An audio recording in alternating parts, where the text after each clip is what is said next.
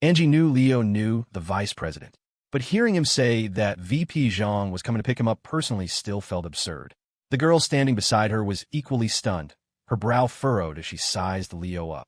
No matter how you looked at him, he didn't seem like some big shot, and from Angie's tone, he was just another member of the student government.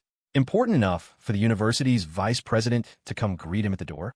The more she thought about it, the more skeptical she became. But she didn't say anything, just gestured for Leo to stand to the side so he wouldn't block the entrance. Leo agreed, stepping back from the flow of students. He didn't have to wait long. Laura emerged from the auditorium, walking alongside Vice President John. Both of them stopped for a second when they saw Leo's casual attire. The face was the same, but the aura he projected was completely different from the last time they'd seen him. "You're so late. We thought you weren't coming," VP Zhang said, breaking the silence. In front of Leo, he dropped all pretense of his official title. Rush Sportswear had provided a significant number of jobs for their students, and by the looks of it, their partnership was only going to deepen. More importantly, he had learned from Laura that Leo was the real boss of Rush. This kid hadn't even graduated yet, and he already qualified for a spot on the university's distinguished alumni wall. To build such a massive enterprise from scratch before the age of 20, it was the stuff of fantasy. You couldn't put on airs with someone like that. At the VP's friendly greeting, Leo felt a little sheepish. "Sorry, got held up by something. Thanks for coming out to get me." The moment Angie saw the vice president striding over, her expression became a spectacular mix of shock and disbelief. She never imagined he would actually come out to greet a student. And the woman with him was no small figure either. Laura Een, the regional director for Rush Sportswear, and now the general manager of Silver Fir Capital. The only reason so many entrepreneurs were attending the university's winter formal tonight was as a favor to her. A huge number of this year's senior interns had landed positions at those two companies, and from all reports, the satisfaction rate was through the roof. Most of them wanted to stay on after graduation. Laura had been to the campus before. Many recognized her. She had the refined, cool demeanor of a powerful career woman. Yet this goddess-like figure was deliberately humbling herself in front of Leo. It was beyond belief. "Sophia's been waiting for a while. Shall we head in?" Laura asked, her tone impeccably polite. She was always the model subordinate in public. When they were in private, however, it was a different story, a never-ending stream of complaints about her heartless, inhuman boss. Fortunately, Leo didn't mind. He'd rather be teased to his face than have people whispering behind his back. Laura could complain all she wanted. Once she got it out of her system, she'd get back to work. The guys from the 718 Express, who had been chattering nonstop, fell silent the moment they saw the VP and Laura. They stood respectfully as Leo led them into the auditorium. This time, no one dared to stop them. Only after they were long gone did the other girl turn to Angie. "Angie, who in the world is that guy?" Angie watched them disappear into the crowd, her own brow furrowed. The first time she'd met Leo, she'd sensed a maturity that didn't match his age. Then she'd seen him with Chloe Jiang. Chloe was from a powerful family, so what did that make him? Angie shook her head. "I have no idea, but he must be someone important." Leo hadn't even reached his seat when he spotted a crowd of men fawning over a young woman in her early 20s. They were old enough to be her father, yet there they were, shamelessly begging her to please consider something. Laura noticed Leo's gaze and leaned in to explain. "That's Rosalyn Goo. Her father is the chairman of Pac Atlantic Trading." Afraid Leo might not recognize the name, she added, "The Goo family that's an import-export." Leo was stunned. He had just been asking about them a few weeks ago, and now she was back in the country? He didn't dwell on it. After a brief glance, he made his way over to Sophia. Sophia's mood seemed off tonight. She didn't light up with her usual surprise when she saw him. "What's wrong? You're not feeling well?" Leo asked, placing the back of his hand on her forehead. It wasn't warm. He pulled his hand back. Sophia bit her lip, looking like she wanted to say something, but couldn't. Leo couldn't stand it. "What is it?" he asked directly. After a long hesitation, she finally sighed. "Leo, that Rosalyn Goo is a big deal. It's best not to get on her bad side." Leo had been expecting something serious. "That's it." He reached out and playfully pinched her cheek. It was soft. "I wasn't planning on it. I'm just a businessman. I want to run my business in peace. You know me, I don't start trouble, but I don't run from it either." Seeing that he wasn't lying, Sophia let out a breath of relief. When she'd seen Rosalind, she had immediately remembered Leo asking about the Goo family's daughter. A sudden, inexplicable panic had seized her, a feeling she'd never had before. Leo sensed her tension. He knew he was probably the only one who could make her feel this way. Without offering any more explanations, he simply took her hand, a silent gesture for her to relax. Sophia took a deep breath, steadying herself. Leo, I looked into her a little while ago. All I can say is, she's formidable. If she decides to help the Jang Corporation deal with you, you need to be very, very careful. Leo knew she was just looking out for him, and a wave of warmth spread through his chest. Rosalyn Goo, he had never considered them as rivals. It wasn't because he was arrogant or looked down on everyone. On the contrary, he knew his own limitations perfectly well. Without the advantage of his rebirth, of knowing what was to come, he would have never achieved what he had. The reason he wasn't worried could be summed up in one word: contentment. Leo was content. He had his confidants, a group of loyal friends who would follow his lead anywhere. Money could be earned again. Having them was enough. He gently ruffled Sophia's hair. My little business is beneath her notice. Don't worry. As for the Jang Corporation, that whole affair should be over soon. Sophia paused. Leo's words were simple, but their meaning ran deep. Thinking about Chloe's recent changes, it seemed he might be right. The saga of the Jang Corporation was drawing to a close. Just as they were talking, Rosalyn Goo swept over with her entourage. As she passed Laura Een, one of her companions quickly made an introduction. Miss Goo, this is Laura Een of Rush Sportswear, Ms. Een.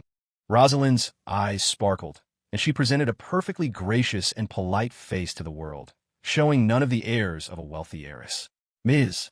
Een, I've heard so much about you. Laura had no idea what Rosalyn was up to, but she extended her hand out of courtesy. Miss Goo, the pleasure is all mine. I'm the one who's long admired you. Anyone who knew them would know this was their first meeting. Anyone who didn't would assume they were long-lost friends. They chatted for a while, starting with mutual compliments before drifting into talk of makeup and skincare. Finally, Rosalyn simply sat down next to them. Laura, may I call you Laura? I just got back to the country, and I don't know many people. I don't even have anyone to go shopping with. Why don't we exchange numbers? We could get facials or hit them all sometime soon. Some people are just naturally magnetic. In just 10 minutes, Laura's impression of her had warmed considerably. She nodded immediately. Of course. I've been dying for a shopping partner. I'm always working. It's been ages since I've had a day off. Anyone could hear the genuine grievance in her tone. Leo was sitting right there. He couldn't avoid hearing it. Just as Laura finished, Rosalyn paused thoughtfully. Laura, forgive me for asking, but you're currently in charge of regional operations for Rush and also managing investments for a capital firm, correct? If Rosalyn had asked this 10 minutes earlier, Laura would have given her firm no comment. But now she just nodded. I am. It's not exactly a secret. That's why I'm so busy. Rosalyn smiled, then asked tentatively, Laura, I feel a real connection with you. And as it happens, I'm also planning on starting my own venture now that I'm back, an investment firm. The initial funding is $10 million, with more capital to follow. It won't be a small operation. Are you interested in coming to work for me? You can rest assured, the compensation package will be more than satisfactory. Her voice was soft and gentle. Paired with her ethereal presence, it seemed like a request that was impossible to refuse. But Laura shook her head without a second thought. I think I'll pass. I know my own capabilities. I wouldn't want to ruin your company. After being rejected, Rosalyn didn't press further. She simply said, well, you have my number, Laura. Please think it over. I'll be waiting for your call. With that, she stood up and returned to her seat. From beginning to end, she hadn't even glanced at Leo. Being so completely ignored felt pretty good to Leo. Poaching his staff right in front of him. This Miss Goo really didn't pull any punches. Leo didn't believe for a second that she had approached Laura just because she felt a connection. The moment Rosalyn was gone, Laura turned to Leo and started complaining. Seriously, how can such a lovely girl be as blind as you are? Me, managing an investment firm? Am I cut out for that? Leo knew exactly what Laura was capable of.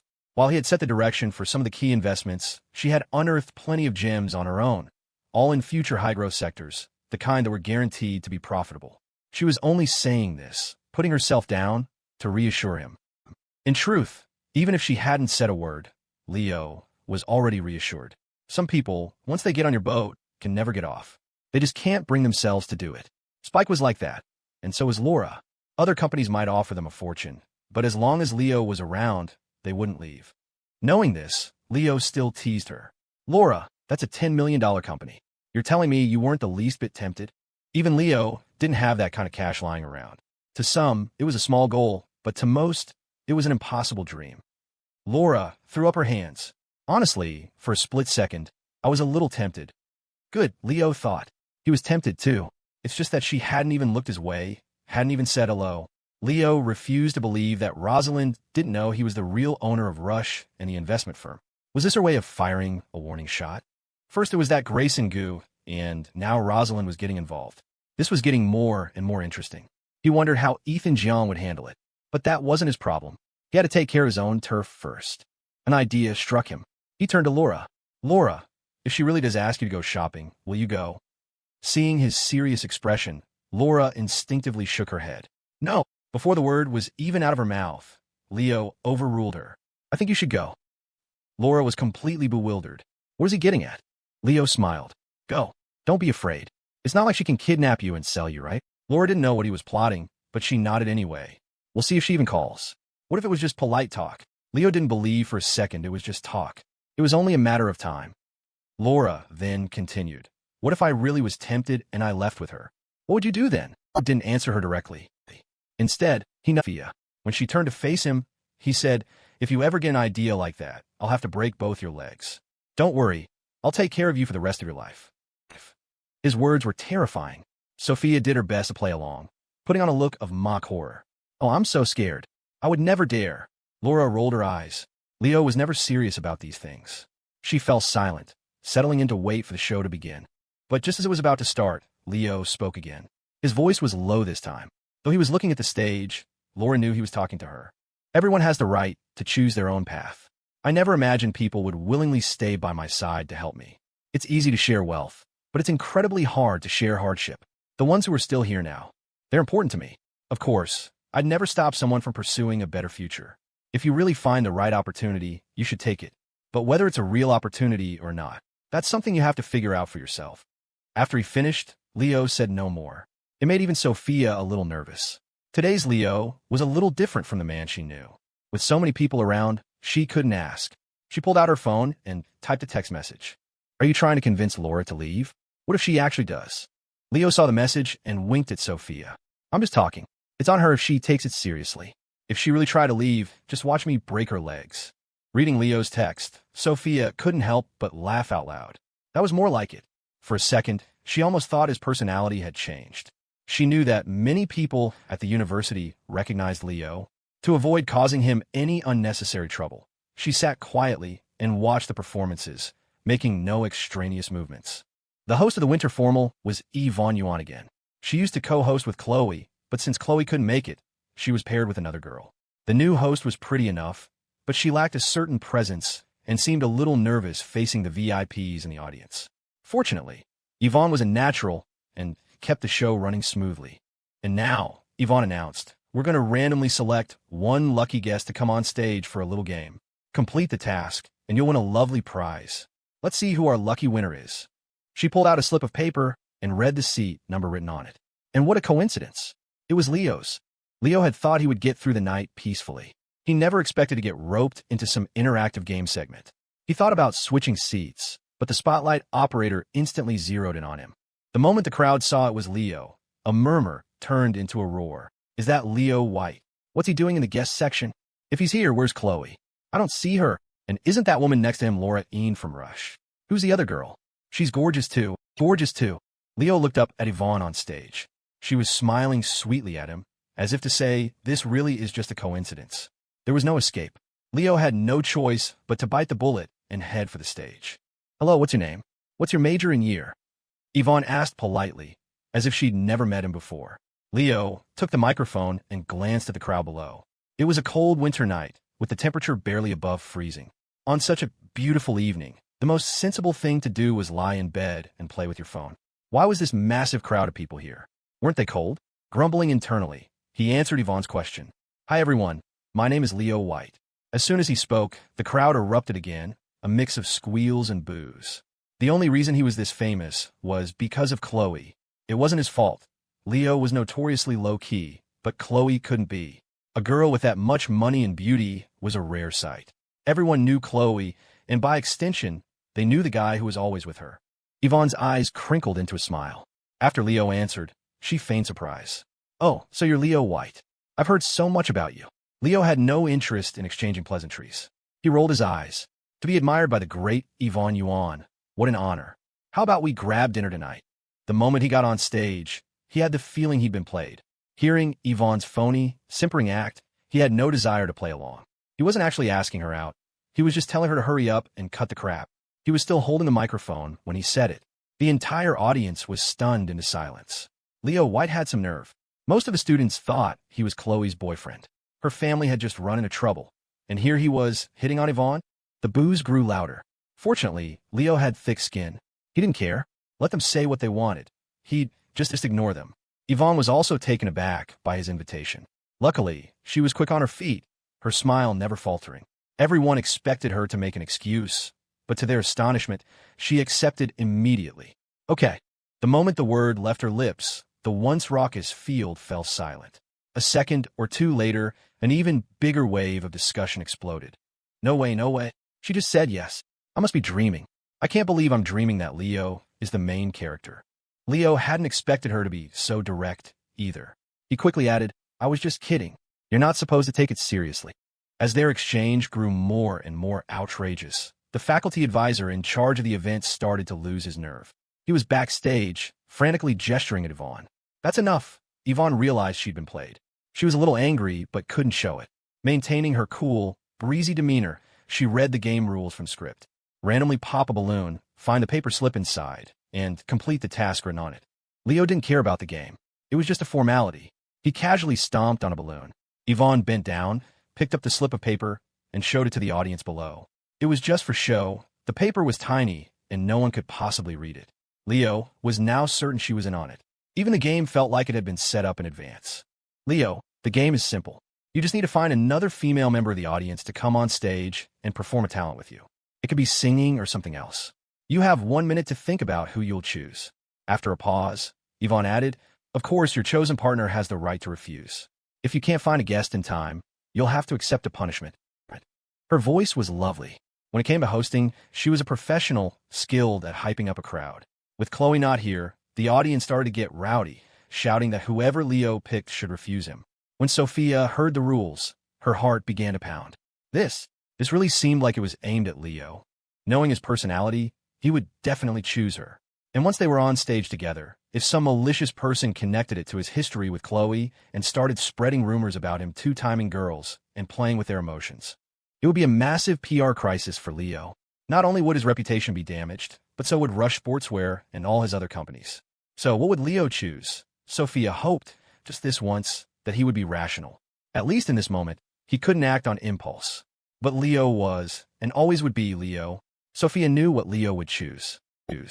Watching him walk straight towards her, she sighed. But more than that, she felt a wave of emotion. He had to know the consequences of this decision, yet he was doing it anyway. Perhaps this was his way of showing his resolve. Looks like I'm in trouble. I'm a terrible singer. Care to bail me out? Leo's tone was playful as he extended his hand to Sophia, waiting for her answer. If they wanted a show, he'd give them one. How could Sophia possibly refuse him? She smiled sweetly, placed her hand in his, and stood up to join him on stage. If Leo's teasing of Yvonne had just made people think he was a flirt, seeing him walk onto the stage holding another girl's hand left them at a loss for words. Were they angry? Envious? Jealous? Even Yvonne hadn't expected him to be so brazen. The game was supposed to be a simple interlude. Someone had deliberately arranged for Leo to be called up. That same person had designed the game. Yvonne was just doing a favor. Her family had called her multiple times about this, insisting she had to make it happen. The tone in her grandfather's voice made it clear.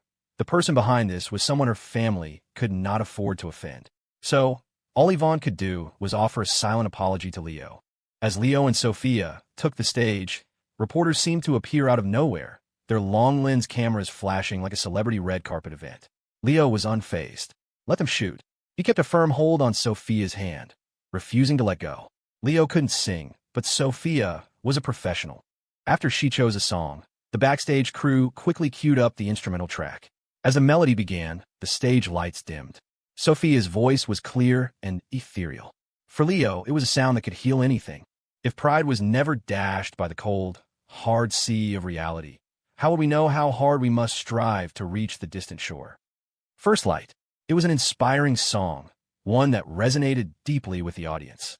As she continued to sing, more and more people forgot about why Leo was on stage holding her hand and began to sway, waving the glow sticks in their hands to the rhythm.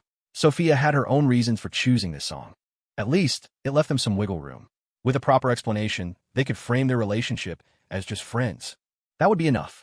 She could hire some online commenters and have a few media outlets publish articles about friendship. That should be enough to bury this. Sophia was genuinely worried. Not for herself, but for Leo. She was afraid the rumors would affect him. If Leo knew what she was thinking, he would have flicked her on the forehead. Why all the overthinking? But Leo didn't know. All he knew was that Sophia had a beautiful voice. When the song ended, the audience erupted in thunderous applause. Sophia took a bow, then looked at Yvonne. Is that? Okay. Yvonne loved her voice. Watching Leo, who still hadn't let go of her hand, she began to wonder about their relationship. She had seen Sophia at the Mandy Moore concert, but hadn't thought much of it at the time. Subconsciously, she had always assumed Leo's girlfriend was Chloe. But now, it seemed a bit more complicated. She thought she understood the purpose of the whole setup now. Since it was over, it was no longer her business. That was beautiful, truly beautiful, she said into the microphone, praising Sophia. What year are you in? I don't think I've seen you before. With a voice like that, you shouldn't be a stranger. Sophia just smiled gently, not answering. The formal was an open event. It wasn't just their own students. People from other universities had come to join the fun. Someone in the crowd shouted at the top of their lungs, "She's not from here. She's from the University of Oregon, and she won their campus singer showcase this year." The person's voice was so loud it carried across the field, filled with pride. "I go to U of O. I've heard her sing before." Yvonne was stunned. No wonder. The students here were even more shocked to hear that Sophia was from Oregon. She was beautiful and could sing, and she got into a great school on top of it. What flaw did this girl possibly have? And most importantly, this exceptional person was letting Leo hold her hand without a hint of resistance. What had Leo done to deserve this? First Chloe, now Sophia. He must have accumulated lifetimes of good karma to be this lucky. Leo couldn't care less what anyone else thought. He just looked at Yvonne. The performance was over. Where was his prize? Yvonne smiled. The backstage crew brought out a giant teddy bear and handed it to Leo. The bear was in his hands for less than a minute before he gave it away. "For you." Sophia thought for a moment, then accepted it. It was a gift from Leo, after all. The show had to go on. This was just an interlude. After getting their prize, Leo led Sophia off the stage. Before he left, he couldn't resist a parting shot at Yvonne. Satisfied, Yvonne? Yvonne paused for 2 seconds, a helpless-looking smile touching her lips. After they returned to their seats, Sophia hugged the bear and said to Leo, "You really shouldn't have been so impulsive." Laura, who had overheard, sighed. If he wasn't, he wouldn't be Leo. She looked at him. We should probably start thinking about damage control. It was clear that both Sophia and Laura were tense. Only Leo remained as calm as ever, even smiling. "Why are you two more worried than I am?" He looked at Sophia. "Do you like it?" Sophia couldn't bring herself to say no. "I love it." Leo's smile widened. "As long as you love it, that's all that matters. Who cares about the rest?" Sophia felt he had a point. As long as she liked it, who cared about anything else? The worst that could happen was bankruptcy. That was fine. Even if Leo went broke, she could probably support him. Laura rolled her eyes. These two were hopeless. The rest of the show was spectacular, but Leo's mind was elsewhere. The final segment was the vice president's year-end address. It was all official-sounding rhetoric, but it sounded impressive. Leo didn't really listen. The last few lines seemed to be about deepening their cooperation with Rush Sportswear and other companies. Laura even went on stage as a corporate representative to give a speech. When the event finally ended, Leo took Sophia to leave. The holiday break started tomorrow. Sophia was going with Kat to Los Angeles. Leo had other business and couldn't go, so he wanted to spend as much time with her as he could now. They had only taken a few steps when Yvonne called out to them. She looked frantic. She hadn't even changed out of her evening gown, just thrown a down jacket over it. "Leo, I wanted to say that I had no choice about tonight. Do you believe me?" Leo shrugged. "You don't have to explain. From the moment I founded Rush, I thought through every worst-case scenario. So far, things are a lot better than I expected." He was telling the truth. It was precisely because of this foresight that his Uncle Carl had insisted on spinning off the garment factory into an independent entity, to give Leo a fallback plan. Few people will lend a hand when you're in need, but many will kick you when you're down. Rush Sportswear had grown at an astonishing rate. In just a few months, through an advertising blitz and online marketing, it had rapidly seized a huge share of the athletic apparel market. In 2004, domestic sports brands were still in their infancy. Rush, despite being a newcomer, had managed to leapfrog them all. Naturally, this attracted a lot of attention. Russia's main problem was its weak foundation. It had no deep-rooted history. Before, it could rely on the Jang Corporation's support to thrive in the market. But not anymore. The Jang Corporation had severed all ties. Not only that, they had turned from ally to adversary. Many people smelled an opportunity. When a whale falls, 1,000 new lives flourish. If Rush collapsed, the market share it left behind would be up for grabs. The marketplace is a battlefield. The closest of brothers can become mortal enemies over profit, let alone strangers. They couldn't care less if Leo lived or died, as long as they could make a buck. They wouldn't hesitate to use the dirtiest tricks in the book. Attacking Leo's reputation was the most direct method. If the founder is like that, how can his brand be any good? This was a public relations crisis. When he saw the game rules tonight, Leo could have easily backed out. He could have even jokingly invited Yvonne herself. But in the end, he just couldn't do it. A young man should have a young man's impulsiveness. Going on stage with Sophia, holding her hand under the watchful eyes of thousands, it was also a way to reassure her. No matter what happens, I won't let you go. So now, hearing Yvonne apologize, Leo felt it was unnecessary. At the end of the day, it was his choice. Besides, did he really care? With an absolute market advantage and a marketing strategy that was light years ahead of the competition, Rush wasn't going to collapse just because of some rumors about its boss. As for those who wanted to make a move against him, let them play. He had all the time in the world. Yvonne, did you need something else? If not, we're going to head out. It's almost New Year's. You want to tag along?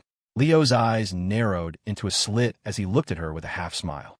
Sophia, who had been holding his arm, turned her face away, pretending not to hear. Yvonne's mouth twitched. The way she looked at Leo was growing stranger by the second. There was something wrong with this person's mind. She discreetly took a step back, creating some distance. You two have fun. Goodbye. After Yvonne left, the smile vanished from Leo's face. Sophia tightened her grip on his arm. Let's go. By the way, where are we going for New Year's Eve tomorrow? Another year was ending. Leo had been through so much this year. It was worth celebrating. His eyes darted around mischievously. It was clear he was plotting something. He leaned close to Sophia's ear and whispered. She froze for 2 or 3 seconds after hearing him, then tapped her chin thoughtfully. I suppose that's not out of the question. But, are you up for it? Leo felt a clear challenge in her gaze. You couldn't let that slide. He reached out and gave her a firm pat on the rear. Nice. It felt like she wasn't wearing long johns. Sophia's eyes softened, full of tenderness as she looked at him. She was a little shy, biting her lip without saying a word. This girl seemed destined to be teased by him. No matter what he did, she never complained. Leo, not yet satisfied, looked at her with a wicked grin. You'll find out soon enough if I'm up for it. He expected her to blush and call him a creep, then pretend she didn't understand. But that's not what happened. A small smile played on her lips. She met his gaze without flinching. To Leo's utter astonishment, she said something shocking. Now that you put it that way, I'm starting to look forward to it. She even gave him a little wink. Looking at her expression, Leo was momentarily stunned. Who was the predator here? And who was the prey? Before he could figure it out, Sophia grabbed his hand and pulled him along. All right, let's go eat. I'm starving. The formal had ended close to 10, and they had wasted even more time. Sophia hadn't eaten dinner. If it weren't for Leo, she would have left ages ago. Leo knew this, and an inexplicable warmth filled him. He took 2 steps and moved in front of her. Sophia let out a little gasp, which quickly turned into a giggle. Leo had lifted her onto his back. A light, cold rain began to fall. Sophia waved her hands, trying to shield him from the drops, a futile gesture. The nighttime streets were empty, and the streetlights stretched their shadows long. Sophia leaned against his back, looking blissfully happy. She would have been even happier if he hadn't promptly dumped her in the car. Seeing her pout, Leo smiled. The rain's getting heavier. We'll catch a cold. Let's get you some food first. Sophia knew he meant well, but the thought that they'd have to say goodbye again after dinner made her reluctant. Worse, she couldn't even spend the New Year's holiday with him. She had business to attend to with Kat and Elle. At least they had tomorrow night, New Year's Eve. That was some consolation, even if it might not be just the two of them. Her feelings were a little complicated, but she thought, isn't this nice too? She could only comfort herself with that. Leo couldn't guess her thoughts. He put his arm around her shoulders and kissed her cheek. What do you want to eat?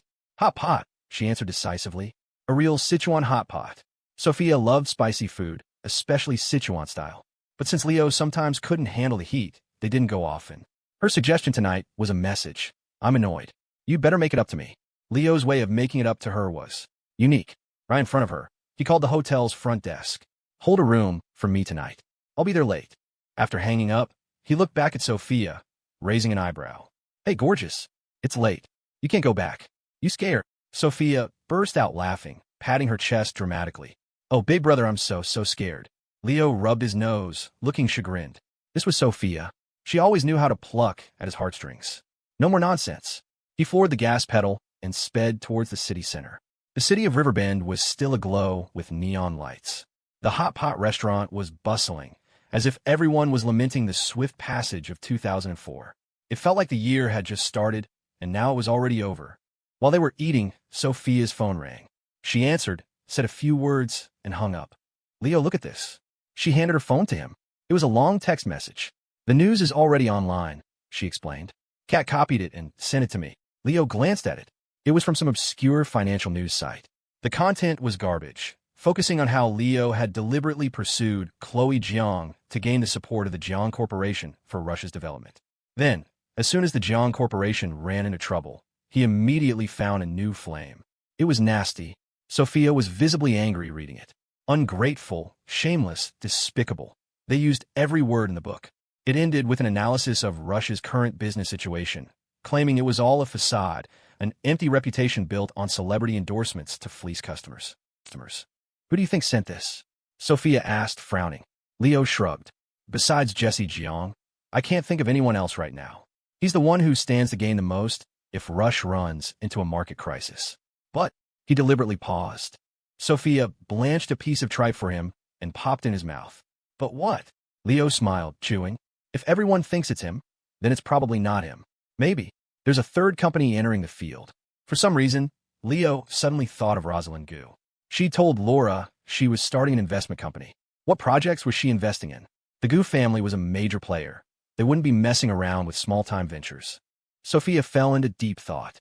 After a moment, she asked, "Kat is asking if you need help." When it came to creating buzz, Kat was the expert.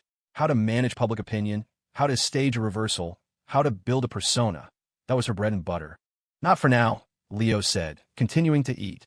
The more vicious the scolding now, the louder the slap in the face would be when the truth came out. It was a common tactic in his past life for celebrities to intentionally orchestrate negative press about themselves. As long as they stayed relevant, even a bad reputation was fine. Once the buzz died down, a star was finished. The core of the article was simple. Leo had abandoned his benefactor, the Jang Corporation, in pursuit of greater profits, even stooping to play with a young girl's emotions to achieve his goals. With a bit of embellishment, it was easy to incite public outrage. But Leo didn't care in the slightest. The Jang Corporation belonged to Ethan Jiang, and only Ethan Jiang. Even if someone could take it from him, that person had to be Chloe. Leo didn't know what Ethan had planned, but given his personality, he would never let things end like this. All Leo had to do was wait for him to resolve the company's issues. When the time came, he and Chloe, standing on either side of Ethan, would be more powerful than any clarification. As for Sophia, he could just dismiss it later. That's a personal matter and not part of today's discussion. It doesn't require the public's concern. Let them guess. Thinking of this, Leo picked up his phone and called Connor's son. It connected almost instantly. It was loud on Connor's end. He was probably at a nightclub. Leo heard him tell someone he was stepping out to take a call, and a few seconds later, his voice came through. "Leo, what's up? Has Jesse Jiang done anything unusual tonight?" Leo asked directly. Connor thought for a moment. "No, he just got his new car. Drove it out to the university strip today, picked up a student, and brought her here for drinks. He even made all of us call him Jesse when he walked in." Connor couldn't help but chuckle. Jesse Jiang was just too childish. Right now, he's basking in a chorus of Jesse and the adoring gaze of that little college girl. He's completely lost in it. It's a shame, though. Looks like that girl isn't going home tonight. Leo didn't care about that. He just needed to confirm one thing. Jesse didn't have time to arrange for tabloid reporters or set up interactive games at the university's formal. That was enough. All right, then. Make sure you treat him well. By the way, how much has he spent? Connor estimated. The car was over 200 grand. His expenses these past few days are probably in the tens of thousands. Close to 300,000 by now. Enjoy Sportswear has been expanding, and their cash flow in the red for a while. He's definitely dipped into the project funds, and not a small amount either. Hearing this, Leo smiled. This was his goal, to lure Jesse into spending nonstop. He had always been constrained by his family. Now that he was free and in a position of power, with Connor's subtle guidance, it was hard not to spend money. Flashy cars and beautiful women were just the beginning. The high life was the most addictive drug of all. And to top it off, Connor was constantly feeding him stories about how much money and joy sportswear would make in the coming months, so he had reason to worry about his spending. In this situation, he was more reckless than ever.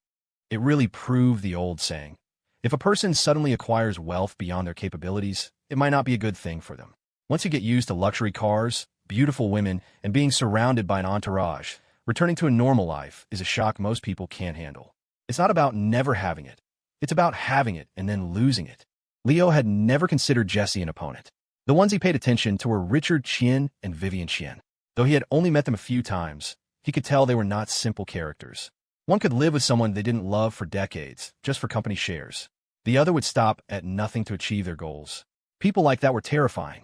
After ending the call with Connor, Leo checked the time. It was almost midnight.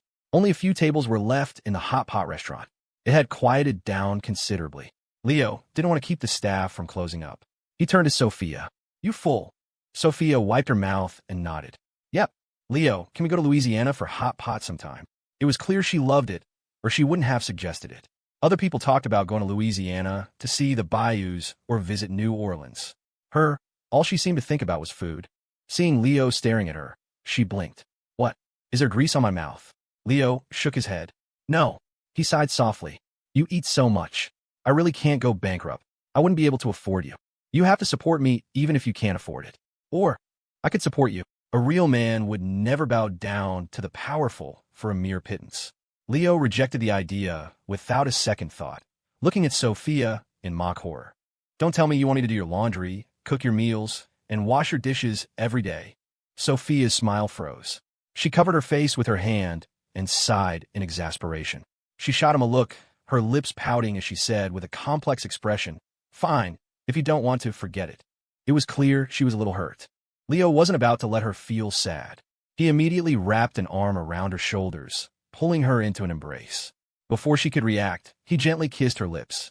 Of course I'd love to. Not only will you have to support me, you'll have to help me raise our kids, too. Leo distinctly felt her tremble when he said that. She lowered her head, refusing to look at him. He didn't know what she was thinking, and he didn't ask. He just led her towards the parking lot. It was late. Time for bed. He had to make the most of tonight. After tomorrow, she was heading to and he had his own business to attend to. The hotel had resumed normal operations. Perhaps because it was almost New Year's, there were many out-of-town tourists, and business was booming. Fortunately, it was his own hotel, so getting a room wasn't a problem. At this hour, Chloe was probably already asleep. Leo didn't want to disturb her. She must have known he was with Sophia today. She hadn't called, just sent him a single text, good night. Of course, Leo had replied, sweet dreams. The next morning, before Leo was fully awake, he felt his phone vibrating incessantly. He groggily picked it up. The name on the screen jolted him awake. Mom, what's wrong? Helen usually only called him at night. She knew he slept in and wouldn't bother him in the morning. A call at this hour had to mean something was up. Leo! A roar came from the other end. Yep, a familiar sound. He reflexively pulled the phone away from his ear, letting her yell for a bit. Where her voice faded to a distant buzz, it was safe to bring it back. The process only took a few minutes. Leo used the time to get up and quickly wash his face. Last night, Sophia had tricked him. He'd been locked out of the room and had to sleep alone. Leo wasn't one to take a loss lying down. Sooner or later, he would show Sophia what real cruelty looked like. By the time he finished brushing his teeth, Helen's voice on the other end had finally subsided. He put the phone back to his ear. It's so early. You didn't call me just to yell at me, did you? If you've had your say, I'm hanging up. His 30-something self had been meek and mild in front of his parents, never daring to say a harsh word for fear of upsetting them. But things were different now. They were all still young. A little bit of anger now, and then probably wouldn't hurt. Hearing Leo's impatient tone, Helen grew even angrier. But she knew he was far away, and there was nothing she could do. She could only plead. You need to be more careful about what you do. The second I got to the hospital today, everyone was talking about you. What is wrong with you? Why can't you be a normal person instead of acting like some stray dog? Leo had just poured himself a glass of warm water. He had only taken half a sip when he heard his mother's comparison and choked. Cough, cough, cough. After a long coughing fit, he finally caught his breath. Mom, just tell me what's bothering you. If you keep talking like this, you'll what? Helen shot back. Leo's tone shifted instantly. I'll just love you even more. Helen rolled her eyes on the other end. She knew her son's personality. A heart-to-heart talk wouldn't work on him. Still, she had to try. Right now, the stories about you, Sophia, and Chloe are all over the internet and the newspapers. Everyone's saying you threw Chloe under the bus. You need to watch yourself. In my opinion, at your age, you should be focusing on your studies. You must have water in your brain to be starting a business. Those business people, every single one of them is ruthless. Leo finally understood. He thought it was something serious, but it was just this. He could tell she was worried. It had been a while since he'd called them. His voice softened. Don't worry, Mom. It's not a big deal. By the way, everyone at your hospital knows your son is amazing now, right? Doesn't it feel good to hear him praise him? Before he could get an answer, he heard the dial tone. Leo hung up fast, a habit he'd learned from his mother. Helen had called just to check on him. From the sound of it, he was alive and kicking completely fine. She hung up so quickly for another reason. Her office had suddenly filled with people. Doctors and nurses from the hospital, most of them with bright smiles on their faces. Dr. White, is Rush Sportswear really your son's company? If I remember correctly, he just graduated high school this year, right? That's incredible. And that Chloe Jang in the papers, is she the daughter of Ethan Jang from the Jang Corporation? Gossip seemed to be a woman's nature. The slightest juicy rumor would spread like wildfire. That was why Helen had never talked about Leo's business outside the family. Being too much in the spotlight always a good thing. Like right now, if Leo were just an ordinary person who would care about his love life. Helen was frustrated by Leo's antics, but hearing everyone praise her son for being so young and accomplished still filled her with a strange sense of satisfaction. It was true. Leo wasn't even 20, and his achievements were beyond what most people could hope for in a lifetime. Thinking about it that way, maybe his behavior wasn't so unforgivable, but he still needed to be scolded. He was away at college and didn't have time to come home, which was understandable. But he wasn't even coming back for the New Year's holiday. And what was this about going abroad? To Helen, it was just reckless nonsense. What was wrong with staying in the country? Why do you have to run off to some foreign place? As she was thinking, something occurred to her. She quickly found an excuse to shoo everyone out of her office and called David. David was in his office, browsing online forums. His browser history was all about Rush Sportswear. He was even arguing with trolls. When Helen's call came in, he was about to say he was busy, but the words changed on his lips. What's wrong? Is Ethan Jang still abroad? Helen asked urgently. David had been following the news about the Jang Corporation. He knew Ethan hadn't been able to return to the country yet. He couldn't understand why Helen was suddenly asking about this, but he answered truthfully. Yes. Is there a problem? Helen pressed on. Leo is also going abroad for New Year's. Do you think he's going to see Ethan? Besides Helen, many other people called Leo, all asking if what they were reading online was true. Kevin Liu was the most direct. See? You play with fire, you're going to get burned. Serves you right. He sounded like he was gloating. After a round of mockery, he finally asked, Did you piss someone off? It's only been one night, and it's blown up this much. He then added, Why don't you come hide out here? People here don't have computers or newspapers, and they don't watch the news. Leo rejected the offer without a second thought. No thanks. Country life was nice, but if there was no one to share it with, it was too quiet. Leo could tolerate being without a computer, but he couldn't tolerate not seeing Sophia or Chloe. And bringing them with him was out of the question. With final exams approaching, they were all busy. Besides, his own vacation was already planned. All right, if there's nothing else, I'm hanging up. Say hi to Cheryl for me. And you should bring her to Riverbend for spring break. I'll introduce her to your high school dream girl. We can even read aloud all those love letters you wrote. Kevin panicked. He stammered for a long time before finally asking, How do you know about that? Leo burst out laughing. All the love letters and gifts people gave to Chloe in high school somehow ended up with me. Thinking about high school, Leo felt a wave of nostalgia. So many innocent, beautiful memories. It had been a long time, but some things were still fresh in his mind. A lot of guys had a crush on Chloe. They left her countless letters and little gifts. But those cowards only dared to leave them on her desk during breaks or after school when no one was around. He didn't know if Chloe did it on purpose, but every time she found those things on her desk, she would find an excuse to leave. Leo sat not far from her. Naturally, he confiscated all those mysterious items. The teachers said high school students should focus on their studies, not puppy love. He was just helping them. Over time, his collection of love letters grew. Kevin was silent. After a long pause, he cursed. Damn it. Thinking back, it was true. Throughout all of high school, the only gifts Chloe ever accepted were from Leo. Kevin decided this conversation was over. He hung up, but not before threatening Leo to throw all that stuff away. Leo just chuckled. The last day of 2004. Who did you spend it with? In his past life, Leo had sat alone by the river in Riverbend. There was no ban on fireworks back then. They lit up the sky all night, and he watched them all night. That was when he was at his most lost. His peers were all in college, while he was aimless, idle, and wallowing in self-pity. Many people tried to help, but his inner demons were his own to fight. It was only after experiencing many hardships that he slowly recovered, just in time to catch the wave of the mobile internet revolution before the 5G era began, starting his own journey as an entrepreneur in new media. The Leo of today had none of those old worries. But thinking back, something felt wrong. It felt like he had forgotten something. He had forgotten the person who had pulled him out of that darkness. Leo vaguely remembered that it was during this New Year's holiday. A stranger had added him on AM. They had messaged him relentlessly, chatting with him, slowly pulling him back to the light. Leo had always been grateful, but he never knew who it was. When AIM eventually fell out of use, they lost contact. He had offered to meet up, buy them a meal, but he was always refused. It's one of Leo's regrets. He wondered if this New Year's, that person would add him again. Leo splashed cold water on his face, feeling the droplets slide down his cheeks. He looked at his own handsome, youthful face in the mirror and sighed. It was good to be young. You could be reckless. You could be passionate. You could throw yourself headfirst in what you loved. You could use, "I'll just start over" as your mantra. Because you were still young. Leo's room was next to Sophia's. He stepped out and knocked on her door. She had gone to bed late and wasn't awake yet.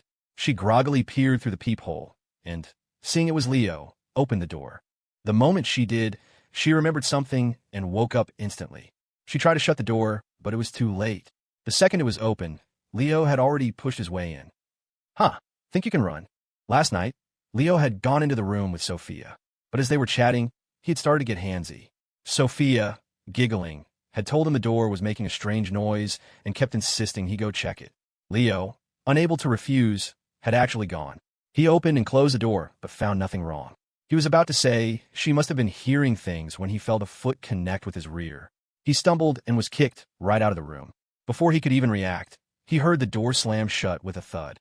He had stood there, stunned, for a moment before hearing Sophia's muffled voice from inside, saying something like, "Trying to be fresh with me?" No chance. Leo had been stewing over it all night. And now, he was finally back inside. Seeing Leo's indignant face, Sophia couldn't stop laughing. She didn't run. She just stood there, looking straight at him, her eyes clear enough for him to see his own reflection. "Big brother," she said, her voice soft and sweet. But Leo wasn't falling for it. "Huh, now you remember to call me that?" Too late. A mischievous glint appeared in Sophia's eyes, a look Leo couldn't quite decipher. "Big brother, Chloe is..." Just as Leo was about to show her what her big brother was capable of, she suddenly stepped back, sticking her tongue out at him. Leo froze. The hotel room was large. From the entryway, you couldn't see into the bedroom. Just as Sophia spoke, Chloe appeared at the bedroom door. She was also in her pajamas. She looked at Leo, then at Sophia, and immediately covered her eyes. Then she yawned. Yawn. She turned around and, as she walked away, mumbled, "I must have gotten up too fast. Why am I dreaming about Leo?" Seeing Leo's dumbfounded expression, Sophia snickered from the side. When he looked at her, as if to ask why she hadn't told him, she put on an innocent face and threw her hands up. "Chloe saw your car downstairs this morning." All right, that was Leo's oversight. He had a car now, but it wasn't his. Still, why hadn't Chloe called him? Leo couldn't figure it out. Since he couldn't, he decided not to think about it. He just shouted into the room, "Breakfast time. You coming?" Chloe's voice was cute and playful. No, I haven't slept enough." Leo didn't waste words. He didn't care if it was appropriate or not. He just marched into the room. As he passed Sophia, he didn't forget to give her a pat on the behind as punishment for last night. Sophia let out a muffled grunt, not daring to cry out. She could only glare at him, her cheeks puffed out in a pout. Seeing her defiant look, he gave her another, harder smack. Sophia knew his personality. She bolted for the bathroom. At the doorway, she slipped off a slipper and hurled it at him with all her might. She was responsible for throwing it, not for its accuracy. Without checking the result, she quickly slipped inside. Leo had just sidestepped it. He rubbed his nose. This woman was a bit violent. After that thought, he walked into the bedroom. On the large hotel bed, Chloe had wrapped herself up tightly in the blankets, like a burrito. Leo sat on the edge of the bed and tried to lift the covers. He pulled, only to find he couldn't. Chloe was holding on tight. "What? You didn't wash your face?" Can't be seen, he grumbled. Chloe just hugged the blankets tighter. Exactly. Mind your own business. He didn't know where this little girl got so much attitude. But Leo wasn't one to indulge her. Since she wouldn't come out, he would go in. His cold hand snaked through a gap in the covers. The moment he touched her, Chloe yelped. Leo didn't pull his hand back. Girls were so convenient. They even had to change into loose pajamas to sleep. Feeling Leo's mischievous hand in the blankets, Chloe kept giggling. Finally, unable to take it anymore, she poked her head out, revealing only a pair of watery eyes as she looked at him. You pervert. Her mouth said pervert, but from the looks of it, she didn't mind at all. Was she even a little pleased? The only reason she was covering half her face was so he couldn't see her smiling, right? Leo pulled his hand back and reached over to ruffle her hair. Chloe looked like she was enjoying it. Her already messy hair was now even messier. What are you doing here? Leo asked at the right moment. At his question, Chloe immediately covered her face again. None of your business. Fine, Leo wouldn't ask. All right, shouldn't you be getting up? Chloe first grunted in agreement. A moment later, she seemed to realize something was wrong. She said to Leo, get out. Leo snorted contemptuously. TCH, it's not like I haven't seen it before. It's just flat as a board. Who cares? With that, he actually stood up from the bed and walked out. Chloe was furious. Leo, who are you calling flat as a board? Leo didn't turn back.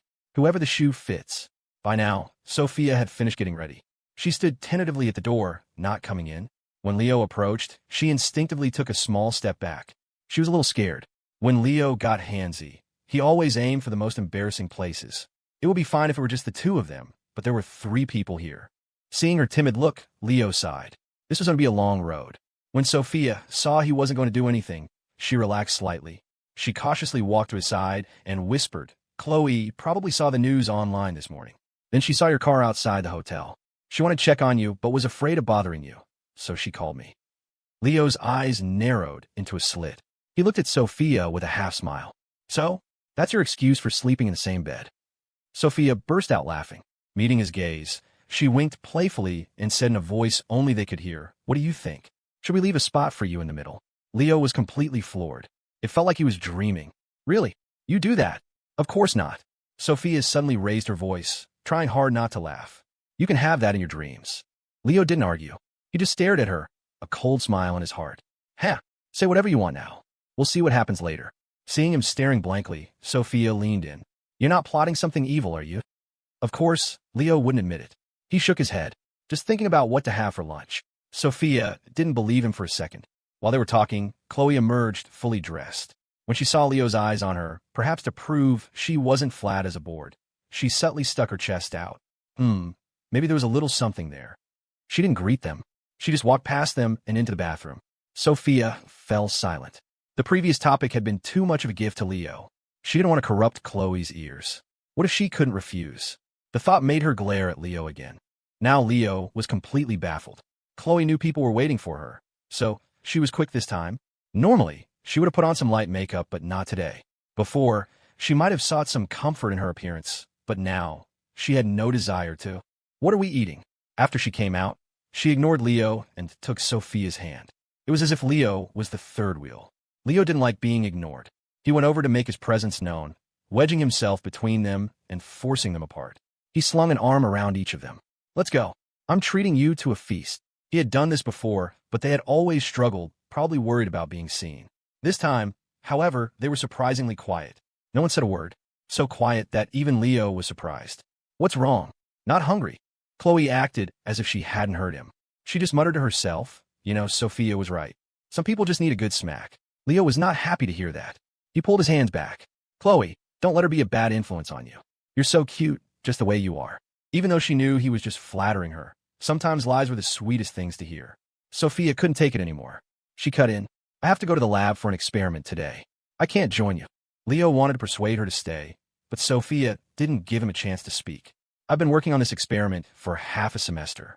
It's almost time for the results. I can't delay it. Hearing how serious she was, Leo didn't try to stop her. Everyone had their own career.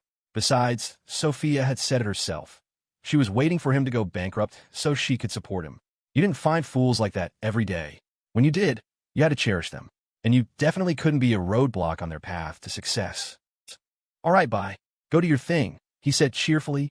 Sophia left, closing the door behind her. It seemed she didn't even want to have breakfast with him. And just like that, it was a man and a woman, alone in a room. Leo didn't speak.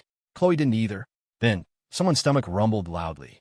Chloe finally asked, breakfast burrito or coffee and a bagel?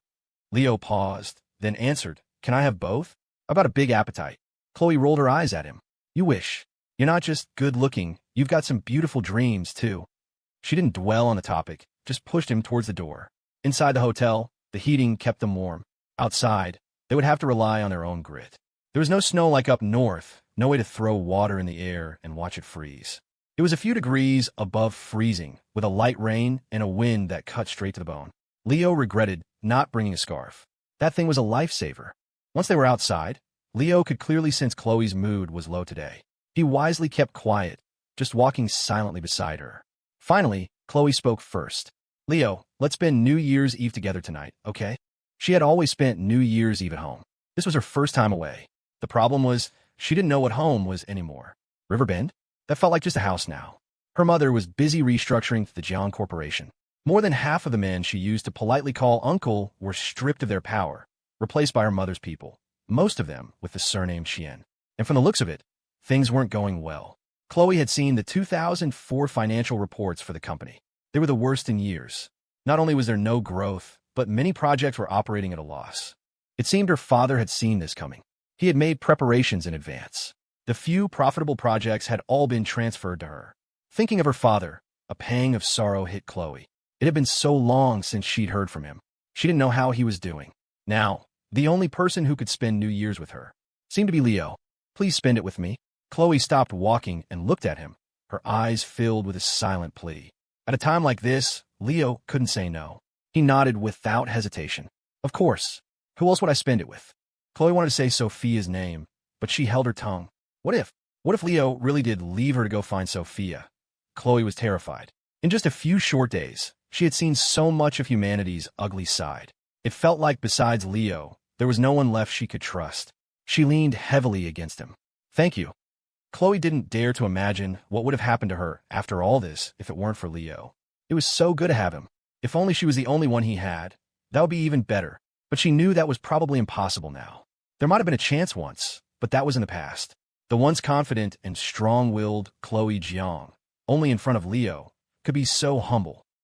Leo sensed her change in mood, but he didn't offer any empty words of comfort. Sometimes, a welcome surprise was far more effective than a few sentences. Today was dedicated to Chloe, but his phone wouldn't stop buzzing. He answered the first few calls. They were all asking about the news in the papers and online forums. Leo couldn't be bothered. In the end, he just switched his phone to silent. Out of sight, out of mind. After this whole mess, his dream of a low-key college life was probably impossible. From now on, he'd probably hear, "Hey, mister," White, every time he walked on campus. Are you sure it's okay? It's all over the internet right now, Chloe asked after he hung up the last call. If you don't deal with it soon, the impact on Rush could be devastating. That's your baby. Chloe had witnessed Rush's creation from nothing. She knew how much the brand meant to him. Now that it was facing such a huge PR crisis, she couldn't help but worry. But Leo acted like nothing was wrong, completely unfazed. They were browsing in a mall. Leo saw a fluffy hat that he thought looked good. He picked it up and placed it on Chloe's head. It looked great. Seeing her questioning gaze, he decided to explain to put her at ease. Public opinion has a few characteristics. The strong in real life are the weak in public opinion. And you can't reason with public opinion because it doesn't follow reason. He said a lot, but Chloe only seemed to half understand. A small smile played on Leo's lips. He didn't care that they were surrounded by people. He opened his arms to Chloe. "Hug me." Chloe didn't hesitate. She wrapped her arms around his waist and leaned into his embrace. Leo tapped her on the forehead and lowered his voice. "Right now, you and I hugging in public is more effective than any clarification. You understand? They say I got rich with your dad's help. I don't deny that. But then they say I'm kicking him while he's down, throwing him under the bus. Since I'm not denying the first part, no one will listen if I only deny the second. What I need to do now is create a reversal." Leo explained for a long time. Though Chloe didn't understand all of it, her trust in him was enough to calm her nerves. Ever since the trouble with the Jang Corporation started, it felt like nothing had gone right. That's why she was so distraught. And it seemed the current crisis at Rush was all because of her. "Leo," she said softly, and I mean if you feel tired, you should rest. You said it yourself, at our age, We shouldn't have too many worries. Leo was stunned. He looked at her in shock. What did you hear me say that? He was sure he had only said that to Ethan. Chloe shook her head. It doesn't matter. You said it, that's all. She clearly didn't want him to ask any more questions. She quickly changed the subject, pointing to a cotton candy vendor in the distance. Leo, I want cotton candy. New Year's Eve, as soon as the sun went down, the sky began to flicker, a nonstop barrage of fireworks lighting up the night.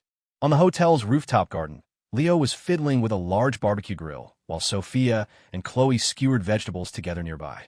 Spike was with Hank Yu, struggling to get the charcoal lit. After several failed attempts, Connor's son couldn't take it anymore. He snatched the lighter fluid from them. Useless. Move. Spike and Hank didn't argue. You're so good, you do it. Laura Een lounged on a deck chair like she didn't have a care in the world, occasionally asking Ing to peel an apple for her. Ing, ever the reliable one, dutifully obliged, chatting quietly with Gabby Xin about whether she should come learn management from Laura. Laura, of course, was more than happy to have another person to boss around, especially one who came with no strings attached and no trust issues. After all, she was one of Leo's people. Leo hadn't invited anyone from the 718 Express. Different circles, no need to force it. Leo, looks like Jesse Jang went home tonight, Connor said, expertly coaxing a flame from the charcoal while striking up a conversation with Leo. He'd been sticking close to Jesse lately, feeding him plenty of advice, mostly on how to burn through money. At the mention of Jesse's name, Chloe instinctively looked up. No matter what, he was still her cousin. Leo noticed and smoothly changed the subject. No work talk tonight. He glanced at Connor. By the way, you know how to grill, right? Connor paused, then spread his hands. Nope. Leo stopped what he was doing. Then what are you here for? To eat. Connor nodded, dead serious. Yeah, I was supposed to be with my parents, but they said they wanted a date night and told me to come hang out with you. Thanks to the business connections Leo had thrown his way, George's son was now thriving in the construction supply industry. He was a grateful man, too. When a media storm had hit Rush Sportswear, he'd called Leo repeatedly, asking if he needed help. He might not have much else, but he could loan him cash. A few million was just a phone call away. Leo kept the old man's generosity in mind, and for now, he was paying that debt forward by looking out for Connor. Gratitude was one thing, but work was another, and Connor was doing his job exceptionally well, running Jesse Jang in circles. Lately, he'd been constantly in Jesse's ear, pushing the idea of seeking outside investment. He'd even passed along what he'd learned from Leo about the Jang Corporation's financial crisis. The situation wasn't looking good for the parent company, and they certainly couldn't afford to keep pumping money into Jesse's pet project, Enjoy Sportswear.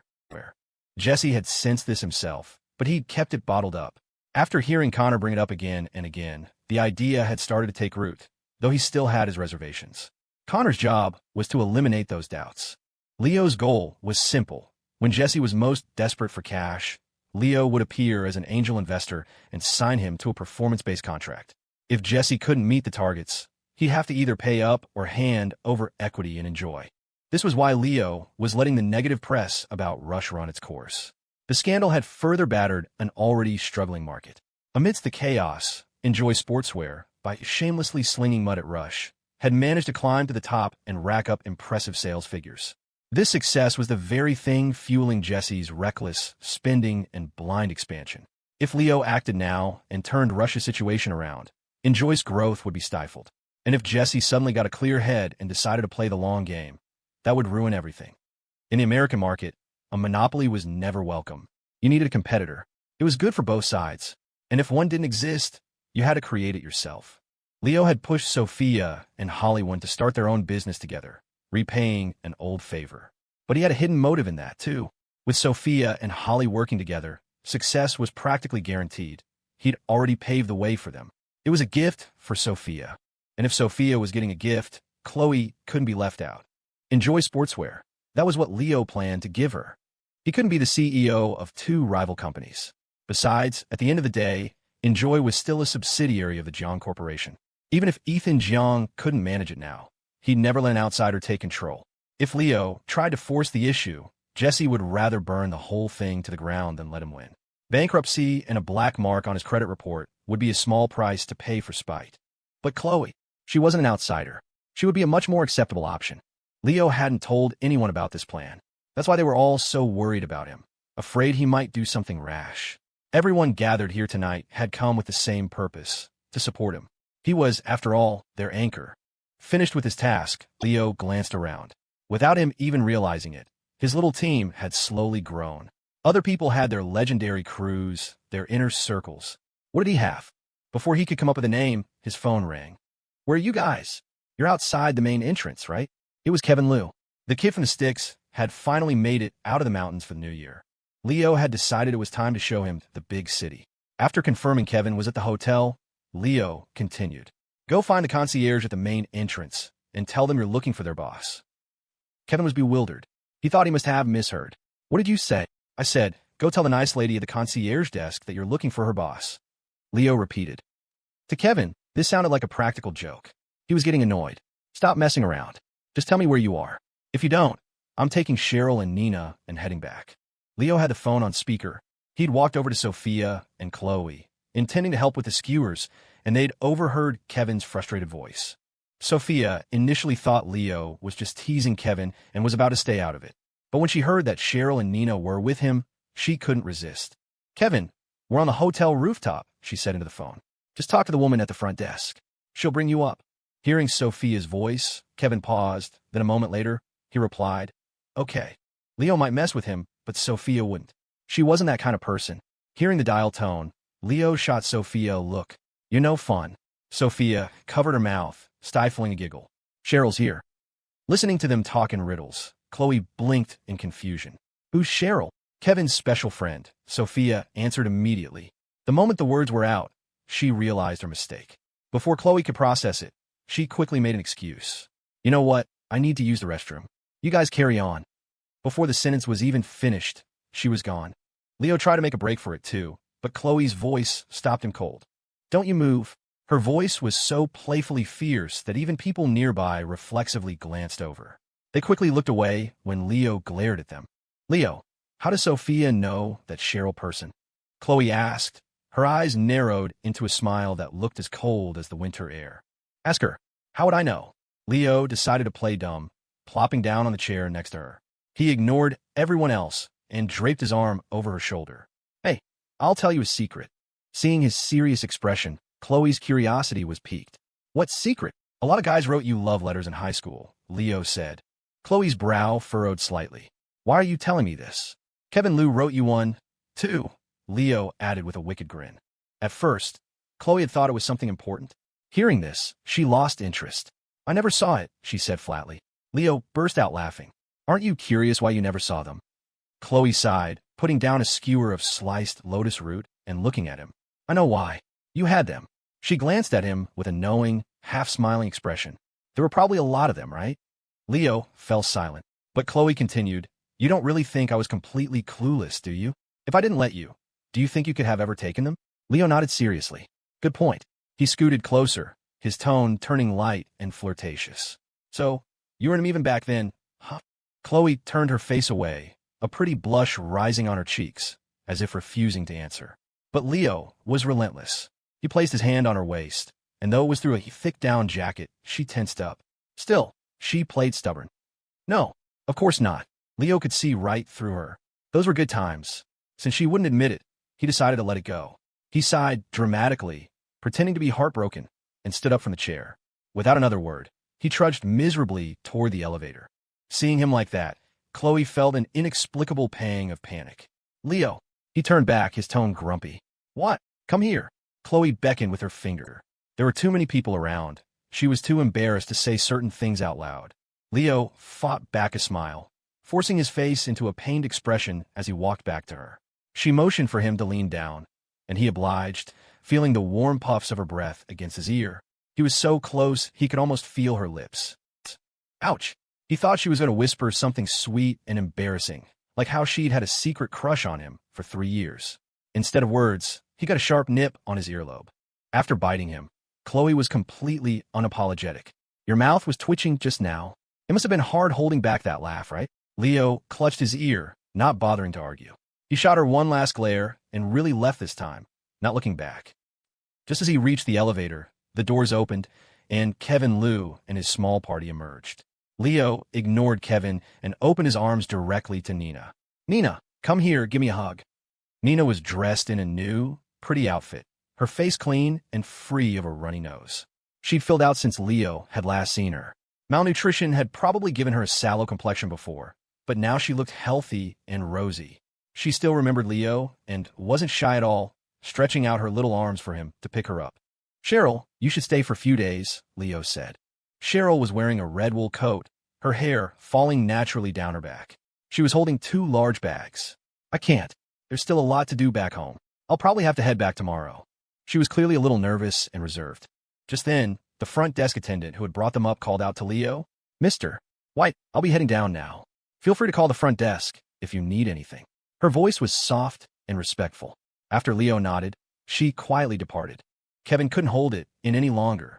"Leo," he exclaimed, his voice filled with shock. "Don't tell me you own this hotel." Leo didn't answer directly. Cradling Nina, he started walking back toward the garden. "If I said no, would it make you feel a little better?" he said over his shoulder. "Then no." Kevin was stunned. He thought that after starting college, Leo would actually focus on being a student. Even if he was running a business, it should have been his focus on Rush Sportswear. That's why he called to comfort him after seeing the negative news. Now, it seemed he'd been worrying for nothing. Cheryl timidly spoke up beside him. "Should we give him these things? We look down on them." Her concern meant nothing to Kevin. He spat on the ground. "No, it's a farm-fresh chicken I caught myself. He doesn't deserve it." Leo, who wasn't far, heard him. He turned around, his eyes on Cheryl. "Where's the chicken?" "I have some durian. I'll have the kitchen make a durian chicken stew." Just hearing the name of the dish made Kevin's stomach turn. Nina, however, was curious. "What's durian?" "It's delicious. I'll let you try some later, okay?" Leo said, his voice gentle as he smiled at the little girl. When it came to food, Nina had no resistance. Okay. Kevin fell silent. He didn't try to stop it. Let the kid learn about Leo's wicked ways for herself. Leo glanced at the bags in Cheryl's hands. They seemed to be full of local specialties from her town. He didn't stand on ceremony. "You're already here. You didn't have to bring gifts." He spotted Sophia, who had just reappeared after her escape. "Sophia, get over here. Help carry these." He wasn't about to miss an opportunity to put her to work. At his call, Sophia walked over. "Cheryl, long time no see." Yeah, the two had gotten along well back in Oak Creek. For Cheryl, meeting a familiar face in a new city was a happy occasion. Sophia naturally took the bags from her and peeked inside. "Leo makes Sichuan's spicy chicken." Leo wanted to refuse, but the words that came out were, "I'll make it for you." Sophia beamed. Being cared for by Leo like this felt wonderful. She turned to Cheryl and the others. "Come on, they've already started grilling. If we go now, we can eat what's ready." Aside from Chloe, no one else there knew Kevin. But since he was with Leo, everyone was warm and welcoming. "So, Kevin, this is Cheryl?" Chloe asked, holding 2 grilled shrimp that had just been peeled. She offered one to Leo as she spoke. When Cheryl saw Chloe, a flash of astonishment crossed her eyes. "Hello." Chloe started to extend her hand for a shake, but stopped when she saw how greasy it was. She gave up. "Well, Kevin, aren't you going to introduce us?" Seeing Chloe again, Kevin felt a daze wash over him. Her voice snapped him out of it. He was about to speak when he saw Leo casually place a hand on Chloe's shoulder and open his mouth expectantly. Chloe seemed to understand, giggling as she popped the other shrimp into his mouth. Cheryl watched, dumbfounded. She tried to glance at Sophia's expression, only to find that Sophia had already walked away, supposedly to put the bags down. Kevin's mouth twitched. He let out a heavy sigh. "Cheryl, this is Chloe Jang. She was our classmate in high school." Looking at Chloe, Cheryl seemed to remember something. Once, when Kevin was drunk, he told her about Chloe. She really was the kind of girl who could define someone's entire youth. "All right, are you guys going to stand there talking all night? Come and eat. We have fireworks to set off later." The only person who could rush Leo like that was Laura Ian. Connor's son chimed in with a grin. "After the fireworks, everyone goes home. Here's to a productive new year." Cheryl had never been in such a boisterous environment. Her face flushed bright red. Leo laughed. "I'll just assume you're jealous." He headed toward the large dining table. The group gathered around, the atmosphere lively and loud. After eating for a while, Leo raised his glass. "Not much to say. Here's to a great year for everyone." The others echoed him. "To 2005. Let's do it." Laura Ian snorted with laughter. "Let's do it. You mean make more money for our ruthless boss?" That got a laugh out of everyone. The great thing about being on a rooftop garden was that their fireworks launched higher than anyone else's. The bad thing was that everyone else's fireworks felt like they were exploding right in front of your face. The smoke was thick and choked your nose. Cheryl and Nina had apparently never seen fireworks up close and were incredibly excited.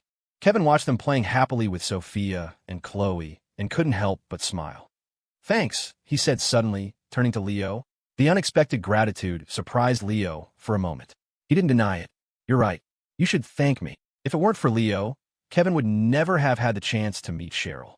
After the fireworks ended, the others discreetly took their leave, knowing it was best to give them some space. The vast rooftop was now empty except for 3 people. Leo sat on a swinging chair, gently rocking back and forth, watching Chloe and Sophia light sparklers. After a while, they seemed to tire of it and came back to his side. "Leo, want to go out for a late-night snack?" Sophia suggested suddenly. Leo thought he must have misheard. "What did you say?" "Let's go get a late-night snack and have some beer," Chloe chimed in, to ring in the new year together. During the party, Sophia and Chloe had stuck to soda, not touching a drop of alcohol. Leo, on the other hand, had drunk quite a bit. His head was spinning, the world tilting slightly, but he was still clear-headed. "Sure, let's go." Since they'd suggested it, refusing would just make him look like a killjoy. Not far from the hotel, there was a late-night diner, and tonight it was packed. Every table outside was full. Most of the patrons had been drinking, and when Leo's group walked up, a few heads turned. Both Sophia and Chloe were eye-catching enough on their own, but that wasn't the main thing. The key was the guy with them, looking so familiar, whispering things that made them both pout playfully. Anyone could see this was no ordinary friendship. Seeing the owner was too busy to seat them, Leo, unabashed, grabbed an empty table and set it up himself. The view wasn't as good as the rooftop. You had to crane your neck to see the fireworks. But it was lively. Sophia and Chloe each cracked open a bottle of Mike's Hard Lemonade and asked Leo if he wanted one. "Too sweet. I'll just have a Bud Light." Sophia nodded. "Hey, owner, a case of Bud Light over here." "I said a bottle," Leo repeated. He'd already had plenty to drink. Any more, and he was worried someone might take advantage of him. At that thought, he narrowed his eyes suspiciously at Sophia. "You're not planning something, are you?" Sophia admitted it freely, a small smile playing on her lips. "Yep, that's the plan. Get you drunk, then sell you. By the pound." Leo felt personally insulted. He reached out and playfully tapped Sophia's cheek. It felt nice. Chloe consciously turned her head away, pouting at nothing in particular. Sophia rolled her eyes and slapped his hand away. Perhaps afraid he was actually angry, she mumbled, "People are watching." Leo had noticed. Those guys should just eat their food and drink their beer. What was with all the staring? That said, he had to admit, being the object of their envious gazes felt pretty damn good. The food was slow to arrive, but they weren't in a hurry. They waited patiently, cracking sunflower seeds and making small talk about nothing of consequence. They didn't mention their feelings, deliberately avoiding even the topic of high school. "Tomorrow morning, Kat and I are heading to L." Sophia said, nudging Leo's foot under the table. "What about you? What's your plan?" Leo shrugged. "I'll take her around for a bit." He glanced at Chloe. Sophia knew Chloe hadn't been in good spirits lately and needed someone with her. That's why she'd chosen to go to L. With Kat. It stung a little, but she had enough grace to accept it. At least for now, she could still shamelessly stick by Leo's side, right? Sometimes, you had to learn to be content. Sophia tried to comfort herself. The atmosphere suddenly fell silent, the conversation stalling. Thankfully, the owner finally brought their food. Everything was to Sophia's taste. She hadn't held back when ordering tonight. Whether Leo and Chloe liked it was their problem. Even if they didn't, they'd just have to deal with it. Of course, Leo would indulge her. In his heart, this was perhaps his way of making it up to her. And he wasn't just taking Chloe for a stroll, not by a long shot. Though Chloe hadn't said anything, her heart was still tied to her father, Ethan. She wouldn't be at ease until she saw him. Sophia seemed to be intentionally drinking with Chloe. Before her chopsticks even touched the food, she was already raising her bottle to Chloe. That's right, they were drinking straight from a bottle. "Chloe, this is the first time we've had a drink together, isn't it?" Sophia's lips were curved in a smile, but her expression was complicated. So was Chloe's. Before the food had even arrived, she and Sophia were already halfway through their coolers, their cheeks flushed. Seeing Sophia raise her bottle again, she met the challenge without hesitation. "Yeah, it's the first time. There will be many more to come." Leo felt that old feeling again.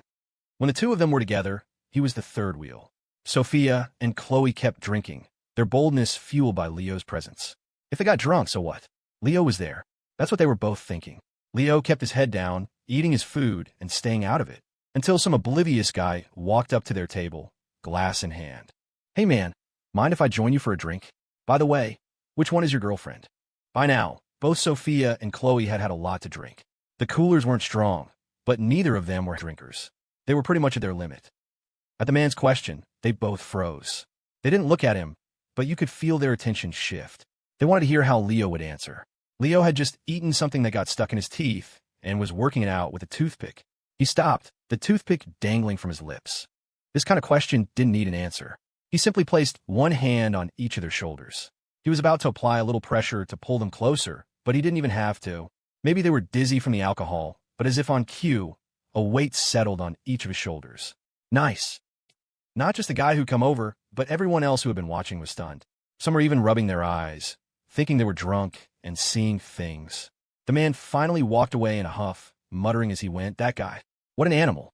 After a while, Leo nudged his shoulders. "All right, he's gone. You can get up now." It was nice at first, but after a while, his shoulders were starting to ache. But no matter how many times he called, neither of them opened their eyes. It seemed they had really passed out. Fine. In that case, Leo wasn't going to be polite. He tried to help them stand, to see if they could walk. If not, he'd call Gabby and Ing for backup. But the moment they stood up, it was like they both woke up simultaneously. "Let's go back," Sophia said first. Then, under Leo's astonished gaze, she walked right past him, went to Chloe, and linked arms with her, heading back toward the hotel. Chloe shot Leo one last glance. Watching their backs, Leo rubbed his nose sheepishly. Women, such drama queens. He sighed and followed them. At the hotel entrance, Leo saw a familiar BMW. Sophia was standing next to it. When she saw him, she waved. "Mr. White been doing well lately." Ketty didn't get out of the car, teasing him from the driver's seat through the open window. Leo rolled his eyes. "I was doing great until I saw you."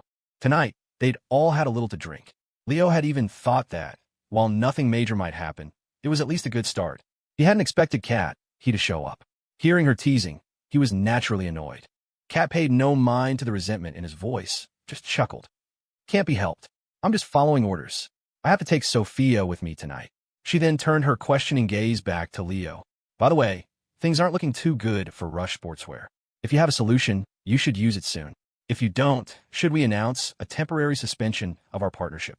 Many of the artists under Kat's media company had endorsement deals with Rush.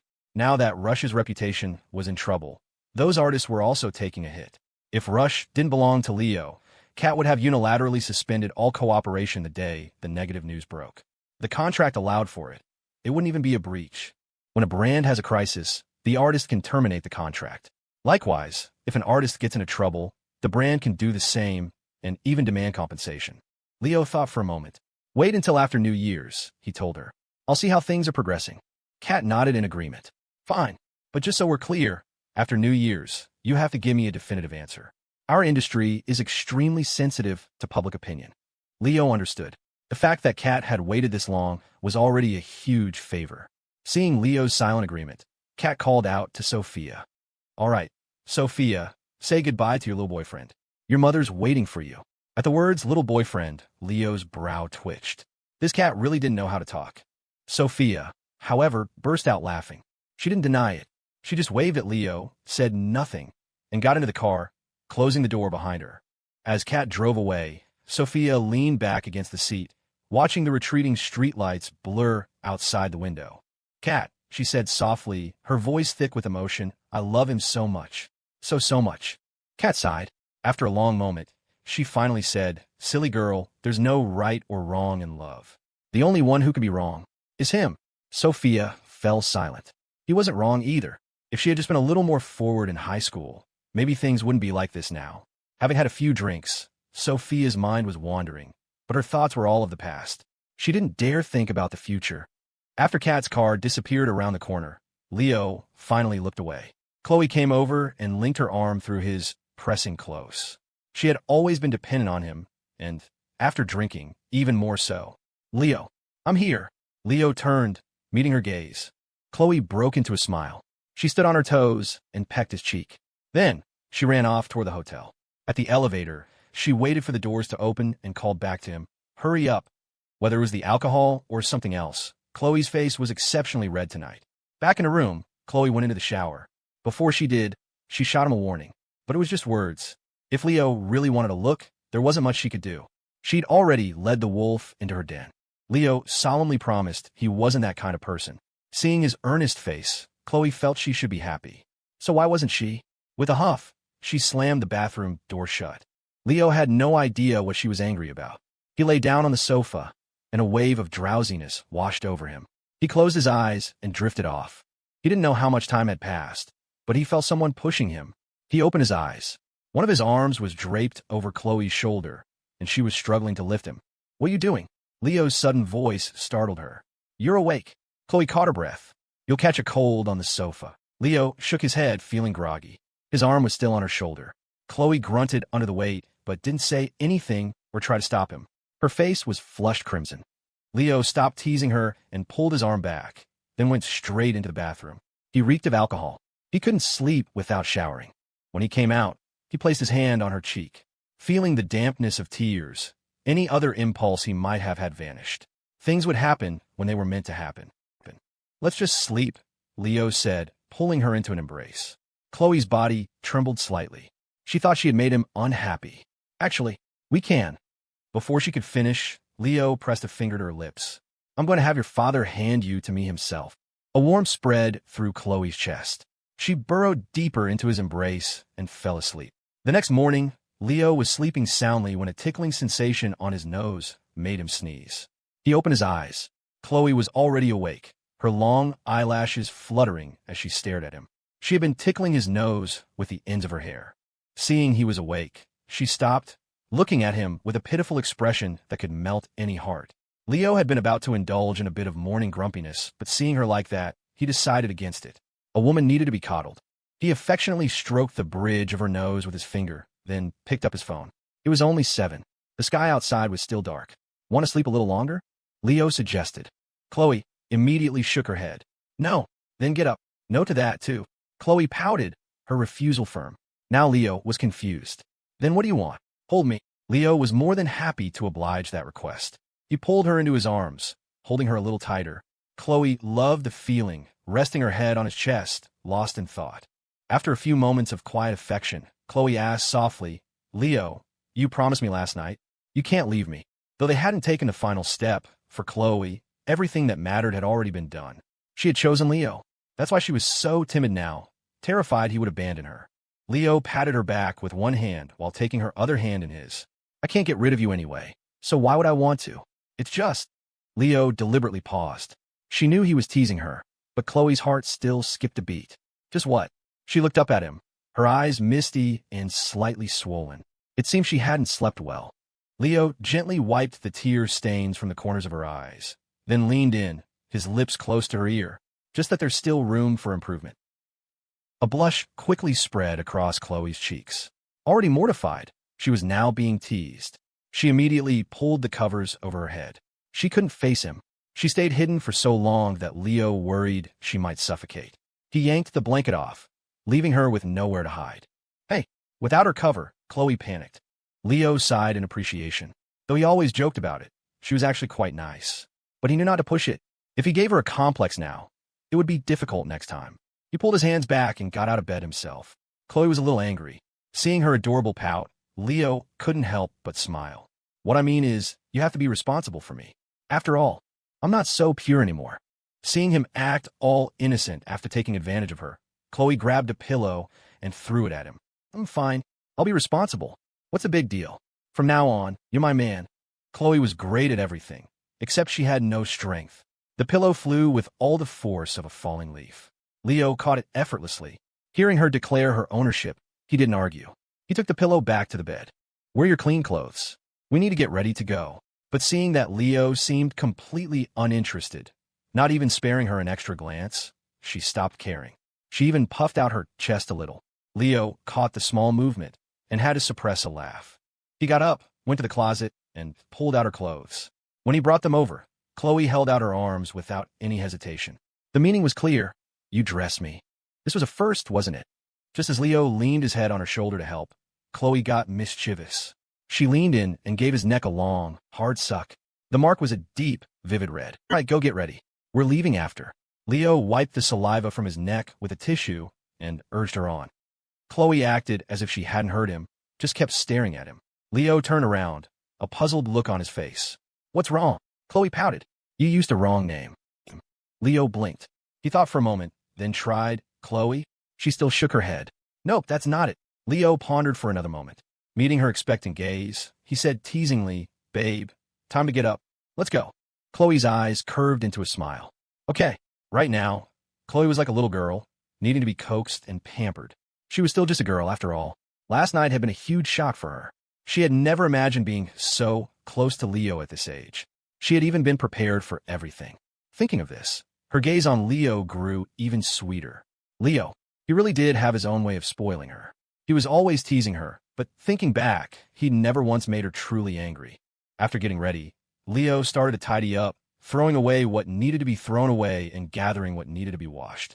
Even though the hotel had housekeeping, some cleaning had to be done yourself. Seeing Leo pick up her underwear, Chloe's face, which had just returned to normal, flushed red again. I'll wash that, she said, snatching it from him. Leo didn't stop her, just offered a suggestion. Pink is nice, but black would probably be better.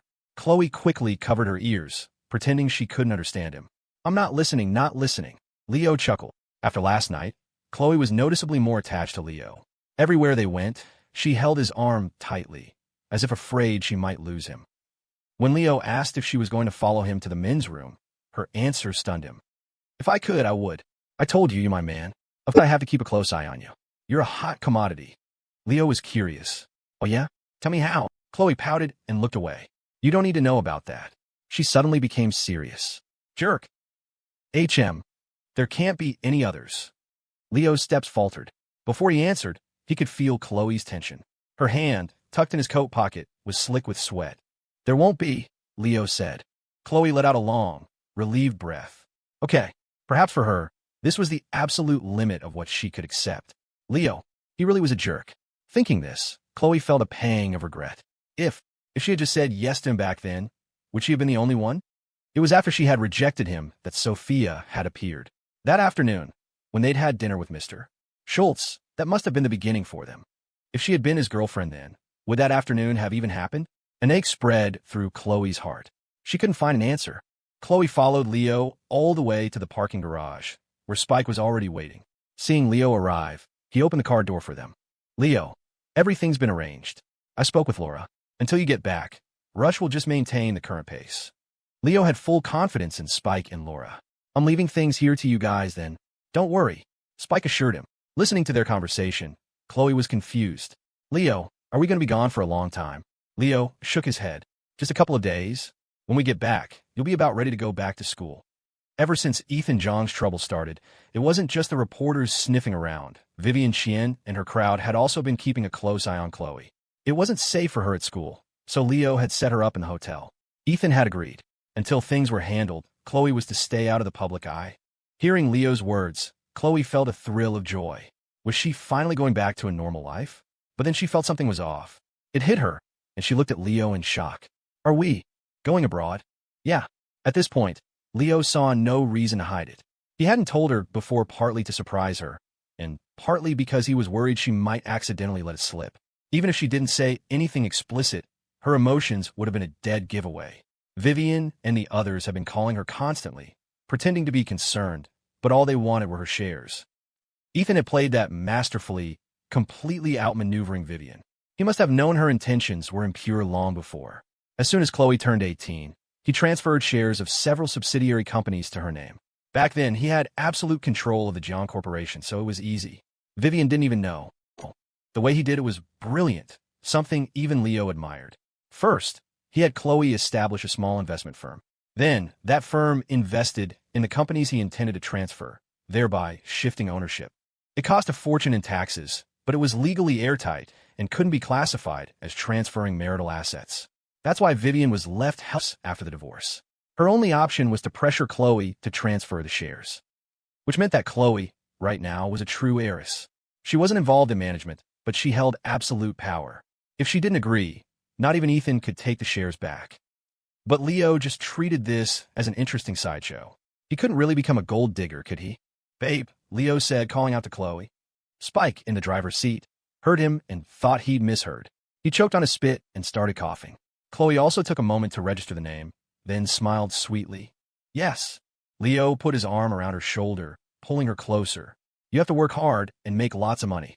If I ever get tired of trying, I'll have to rely on you. Chloe giggled. Okay, we can open a street stall together. Even now, she remembered the days she and Leo ran their little stall. It was busy, fulfilling, and full of gritty, real-world charm. To her, that kind of life didn't seem so bad. On one condition, of course. Leo had to be there with her, even if he was just a mascot. Leo blinked. That wasn't what he meant. But seeing the innocent, earnest look in her eyes, he nodded. He sighed lightly. A street stall it is, as long as we don't starve. Chloe beamed. When they got to the airport, she finally asked, So where are we going? Leo pulled out 2 plane tickets. I'm taking you to see my beloved Uncle Ethan. Chloe froze, staring blankly at the tickets in his hand. In the car, he'd admitted they were going abroad, but she'd assumed it was just a random trip somewhere to relax. She never imagined he was taking her to see her father. She remembered suggesting it herself when she first got his call, but he had shut her down immediately. No room for discussion. Chloe knew her father's temper, so she dropped it. She never thought Leo would. Leo, maybe we shouldn't. Chloe was afraid of upsetting her father, afraid he would take his anger out on Leo. Leo was already in a precarious position. If her father targeted him now, Chloe couldn't bear the thought. But Leo just smiled and ruffled her hair. He knew what she was worried about. I'm going to talk business with Uncle Ethan.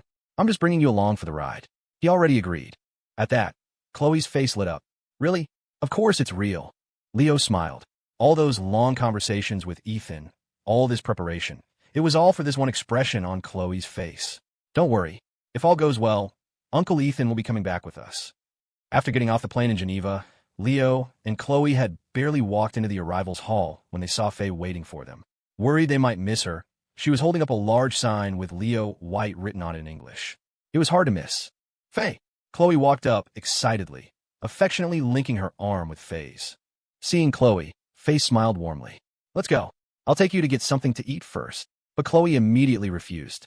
We ate before we left. I'm not hungry. She trailed off, looking at Faye expectantly. Even without her finishing, Faye knew what she wanted to say. She smiled. Mr. Jang has already arranged for lunch at the hotel. If we go now, we'll be right on time. Due to the time difference, it was almost evening back home, but here it was just noon. Hearing her father's name, Chloe nodded eagerly. Okay. Faye then turned to Leo, her expression meaningful. Mr. Jang asked me to thank you. Leo looked pleasantly surprised. Did he really say that? Faye just rolled her eyes, offering no further explanation. She took Chloe's arm and led her toward the parking lot where a car was waiting. Even abroad, Ethan Jang's arrangements were as impressive as ever. A stretch Bentley. Passers-by couldn't help but stare. Even here, the car was a statement of serious wealth. The airport was in the suburbs, a long way from the hotel. The drive took over an hour. Faye led them into a private dining room. The moment Chloe saw Ethan, she couldn't hold back anymore. She threw herself into his arms and buried her face in his chest, sobbing. Her cries were loud, as if she was releasing all the pain and frustration of the past weeks. Leo glanced around the room. There were a few other people present. 3 blonde, blue-eyed foreigners, and 2 Chinese men. When they made eye contact with Leo, they gave slight nods in greeting. Chloe cried for a long time while Ethan comforted her. All right, Chloe, there are other people here. Tears streamed down Chloe's face. A few strands of hair stuck to her tear-streaked cheeks. She looked so pitiful that Ethan's heart ached. In front of everyone, Leo walked up to her and gently wiped her face with a napkin. Uncle Ethan, long time no see. He looked at him with a half-smile. How have you been? Ethan looked slightly embarrassed. He rubbed his nose and gave a weak laugh. I'm okay. Just lost a little weight. Chloe's sobs subsided. She kept her eyes fixed on her father. Ethan looked at her dotingly and pulled out a chair. Let's sit down and eat first. Faye knew she was intruding. Mr. Jang, I'll step out for now. Call me if you need anything. After a quick word, she excused herself, closing the door behind her. Once Faye was gone, Ethan turned to the others sheepishly. My apologies, everyone. The foreigners, who understood Chinese, quickly protested, saying it was no problem at all. They even laid on the flattery, saying it was a touching display of father-daughter affection. Leo was confused. He thought it would just be them today. What was Ethan's purpose in arranging this? He couldn't figure it out, so he stopped trying. Without ceremony, he picked up a piece of fruit from the table and took a bite. Chloe's emotions had stabilized a bit. Leo thought she should eat something, so he offered her the fruit he'd just bitten. It's delicious, want to try? Chloe, suspecting nothing, took a bite. The moment the flavor hit her, She chewed once, then immediately spit it out. Tooey tooey. It's so sour. As she was eating it, Leo had also spit out his mouthful. If it wasn't sour, would I have given it to you? He said matter-of-factly. One of the foreigners sitting next to Leo chuckled. He had just picked up a piece of the same fruit and quickly put it back down. Ethan's face darkened. Leo was bullying Chloe right in front of him. What did he do when he wasn't around? But Chloe wasn't angry at all. She just shot Leo a look and pouted, murmuring something under her breath. Her voice was too quiet for Ethan to hear, but from her lips, he could make out something like jerk. Was that supposed to be an insult? It sounded more like flirting. Sigh. Ethan let out a long sigh and called out, Leo. Yes, Uncle Ethan. Leo had just caught Chloe's mischievous hand under the table when he heard Ethan call his name. Their little games hadn't escaped Ethan's notice. These gentlemen here are all in the trade business, dealing in textiles for apparel, home goods, and so on. Also, if you need connections for sponsoring major international sports teams, they're the ones to talk to. It dawned on Leo. He was paving the way for him. He must feel a little guilty. After all, it was because of him that Rush was in such a difficult position back home. The only solution he could think of was to help Leo expand into overseas markets. Leo was happy to accept. He raised his glass and made the rounds, exchanging contact information.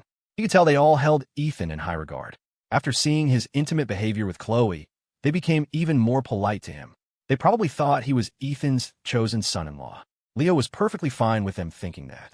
It wasn't like he was losing anything, and Chloe didn't seem to be losing anything either. Like she said, I'm her man. After lunch, the others took their leave. The three of them were left alone in the vast private room. The atmosphere grew heavy. Ethan didn't know where to begin. He wanted to smoke, but one glare from Chloe made him quickly put his cigarette away. In this, he was very considerate of her feelings. Just like Leo, who hadn't smoked in front of either of them for a long time.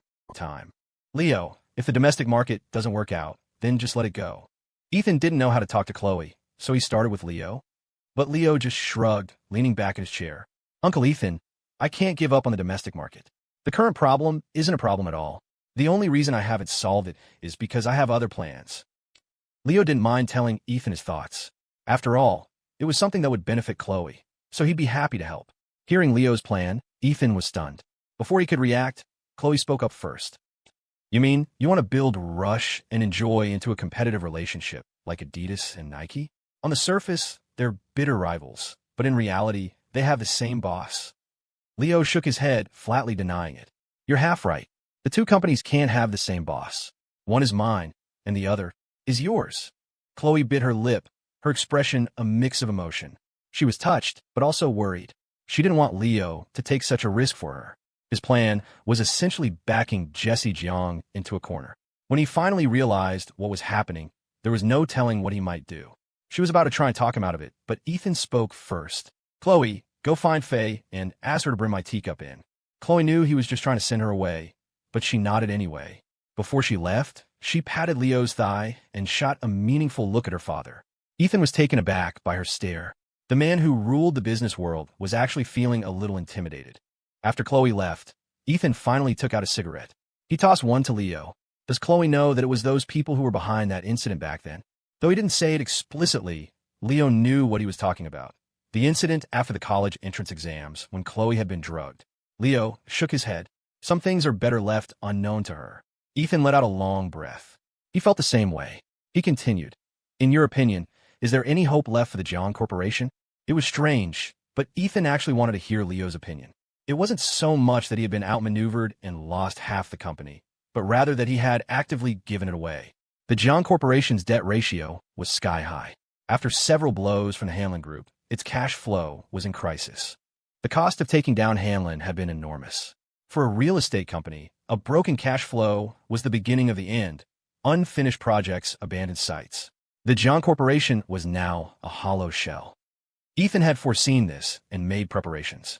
He transferred key assets to Chloe and moved his most capable people to lower positions, setting the stage for a comeback. Everything he did showed he had no faith in the company's future. He had bailed, but the remaining shareholders were in for a world of trouble. It was like a smaller-scale Enron. Billions in debt, shareholders wiped out, but the guys at the top walked away just fine. Hearing Ethan's question, Leo paused. The Jang Corporation was bloated, its structure convoluted. As a family-run business, power was too diffuse. Ethan had once held it all together with an iron fist, but in doing so, he'd made many enemies. That was the root of all this. They couldn't get to Ethan, so they went after Chloe. Perhaps it was to stop them from targeting Chloe again that Ethan had deliberately shown a weakness. His enemies thought they had finally seized their chance at power, not realizing they were taking over an empty husk, its foundations already hollowed out by Ethan. Even with all their resources, Richard Chien and Vivian Chien could only bring an outside capital to temporarily stave off collapse. From Ethan's tone, it seemed he still had some lingering attachment to the company. It made sense. It was the business he'd spent his life building, and now it was gone. Uncle Ethan, in the next few years, even decades, soaring housing prices will drive a boom in the real estate industry. Related sectors like construction materials and home renovation will become hot industries along with it. You could essentially buy in at the bottom.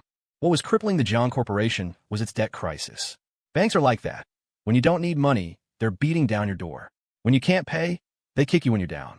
The name Jang Corporation used to be enough to secure massive loans. Now, all the calls were from creditors. No one was approving new loans. Without money, construction halts, deadlines are missed, and cash flow dries up. It was a vicious cycle. Ethan understood what Leo was saying. It was different from his own plan. He had intended to start over from scratch. He had the capital, the connections, the resources. There was no reason to die on the hill of the Jang Corporation. But after hearing Leo, he hesitated. He looked at Leo seriously. Are you that certain that housing prices are going to skyrocket? At the mention of housing prices, Leo swallowed hard. Even he wasn't confident that the profits from his current ventures could compare to what could be made in real estate. That was growth of several, even 10 times over. New York Silicon Valley, Leo said with absolute certainty. The housing prices in those places will reach staggering levels. Don't you have a portfolio of properties in the Seattle-Tacoma area? If you don't believe me, you can sell them to me right now. I'll pay top dollar. Ethan didn't know where Leo got this confidence. But looking back at his journey, he had indeed created one miracle after another. Those properties were supposed to be Ethan's final safety net. As a businessman, his instincts were sharp.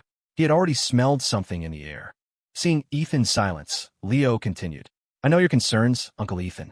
It's all about the fact that real estate requires deep connections and social capital. Getting permits, approvals, inspections, pre-sale licenses, it all runs on relationships. It looks profitable, but after taxes and greasing palms all the way down the line, there's not much left. Ethan sighed. It was true, but Leo pressed on. If you build now, it's a guaranteed profit. As long as you're not greedy and exit at the right time, there won't be any surprises. The future is the internet age. The digital economy is the inevitable trend. When 3G mobile networks arrive, that's when you prepare to pivot. Leo was essentially laying out his own blueprint. No one understood the future of the economy better than him. Start with real estate, exit at the right time, and transition to the internet. To avoid being controlled by capital, he had no plans to seek major investors. Even going public wasn't a necessity. Ethan blew a smoke ring, his gaze on Leo growing deeper. After a long moment, he finally asked, was it the person behind you who told you this? Ethan knew Leo had a powerful backer, someone who had helped him several times. The swift collapse of the Hanlon Group seemed to be connected to that person, and Leo had emerged as the biggest beneficiary of that affair. Not only that, but the redevelopment of the Mill District, the Market Project, and the rollout of his bike-sharing program at the university. It seemed someone was always helping him. Ethan knew Leo was brilliant, but his age was a limiting factor. To have such long-term vision, the only explanation was the person behind him. Hearing Ethan bring it up, Leo paused. It had been a while since he'd contacted Mr. Ho. At the end of the day, their relationship was purely transactional, far from the complex web Ethan imagined. But since he was already thinking it, there was no need to explain. Don't admit, don't deny. Let Ethan think what he wanted. Ethan, of course, took this as a silent confirmation. He chuckled softly. Just then, Chloe returned, handing the teacup to her father. Ethan smiled. Chloe, where were you guys last night? Chloe's heart skipped a beat. We were sleeping. Ethan looked at Leo. I know you're a scoundrel, but sometimes you're still reliable. As a father, I'm asking you, please don't let Chloe be heartbroken. Ethan's posture was humble. At the end of the day, he was just a father. Ethan's words were a clear endorsement of Leo. He was giving his consent for him and Chloe to be together. What happened after that was their business. All he could do was ask Leo not to be the one to break his daughter's heart. As for everything else, the young people could figure it out themselves. He was old. He couldn't interfere anymore. Chloe listened quietly as the two of them talked, the knot of anxiety in her chest finally loosening. After Leo gave his assurance, Ethan waved a hand. You two go have fun. Look around. It's very different from back home. I've already bought your return tickets. You'll fly back with me. You won't be late for your classes. He was clearly dismissing them. The lonely father needed some time to be sad by himself. Leo was considerate. Let the man have his solitude. He took Chloe's hand right under her father's nose and led her out. After seeing Ethan today, the gloom that had been hanging over Chloe vanished, and she was her lively self again. Leo, what did you and my dad talk about after I left? Chloe was intensely curious. Leo said bluntly, we talked about your wedding gifts and dowry. Chloe immediately blushed, muttering petulantly, who said I was going to marry you? Leo nodded seriously. I didn't say I was going to marry you, either. I was just asking. I'll go ask Sophia about hers later. After he said that, he felt Chloe's fingers dig sharply into his arm. The weather here was warmer, and he was only wearing a light jacket. It actually hurt. Leo endured it, not scolding her, just trying to pry her hand off his arm. But she refused to let go. No, don't you move me. Huh. Leo gave a cold laugh. You think you can just tell me what to do? Seeing his humorless smile, Chloe knew she'd gone too far. Like a deflating balloon, she whimpered, I'm sorry. No matter how angry he was, he couldn't stay mad seeing her like that. He let her keep holding on. Seeing Leo give in, Chloe giggled and started bouncing on her feet again. So what did my dad say? It seemed Leo wasn't the only one curious about her dowry. Your dad said you can have the person, but not the money. This deal would bankrupt him. Leo said it with a perfectly straight face, leaving Chloe unable to tell if he was serious or not. She tugged weakly on his sleeve. Leo turned to look at her curiously. She bit her lip, her voice soft and sweet. I have some of my own savings. Leo slapped his forehead and sighed dramatically. Oh, you silly little thing. You don't actually think I'm after your money, do you? Chloe quickly shook her head. No, you're after my body. Leo was completely dumbfounded, just staring at her. Chloe realized what she just said was wrong and stuck her tongue out playfully. But Leo nodded seriously. You're right. I am after your body. Without caring that they were in public, he leaned in and kissed her on the lips. It was just a peck, but it was enough to make her blush furiously. The foreigners around them were probably used to such things, with only a few sparing them a second glance. Most just walked past. Even so, Chloe was too embarrassed to speak. He took her hand and they walked on, wandering aimlessly. They reached a large plaza filled with pigeons, and she finally spoke. Leo, can we go over there? Girls, it seemed, had a natural affinity for small animals. Leo was hesitant. Birds had no manners. They pooped wherever they pleased. If one happened to. While Leo was hesitating, Chloe was already pulling him over. He sighed. Oh well, hopefully one wouldn't happen to. Chloe held a small bag of birdseed, coaxing the pigeons to fly onto her hand. Leo had just scattered a handful of seed. Hearing her call, he turned around. What's up? Chloe was beaming. With a flick of her wrist, the pigeons took flight. I love you. Chloe had told Leo she liked him before, but never with a voice so loud, so clear, so resolute. Leo, I love you. She cupped her hands around her mouth and shouted with all her might. The people around them were all foreigners and couldn't understand, just looked a bit startled before ignoring her. I love you too, Leo said, ruffling her hair affectionately. Chloe was enjoying his affectionate gestures more and more.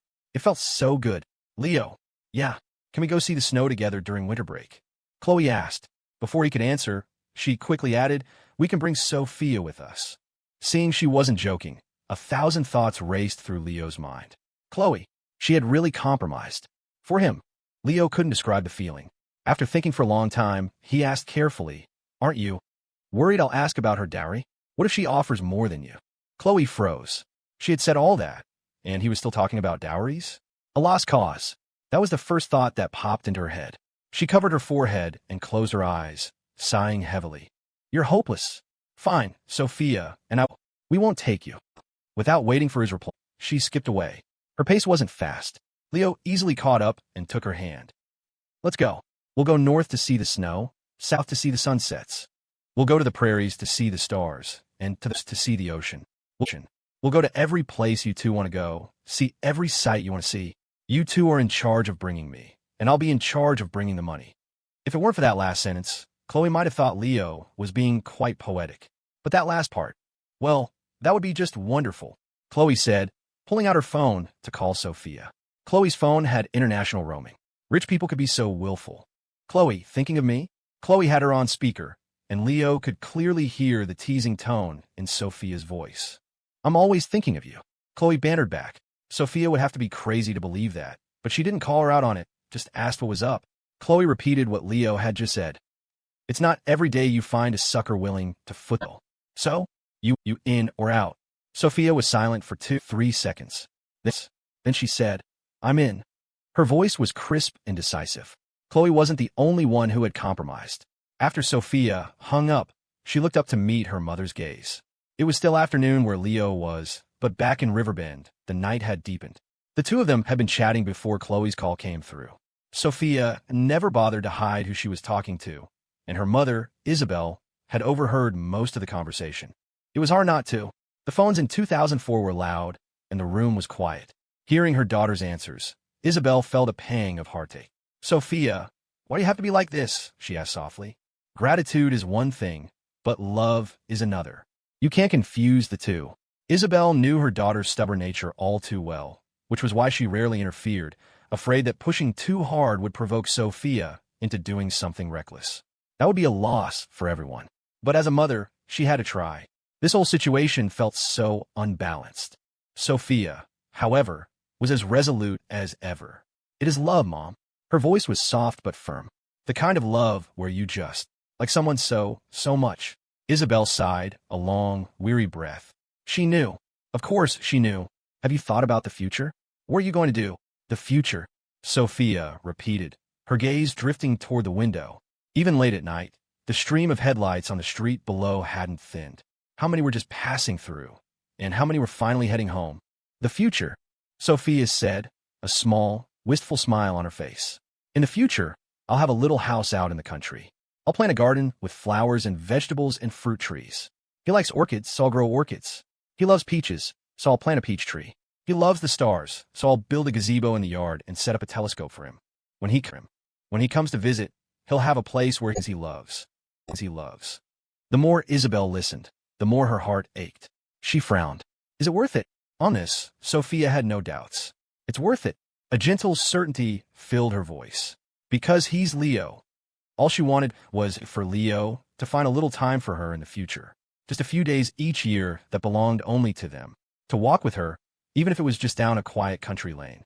That was enough. She understood how difficult his life was, and she was willing to make this sacrifice.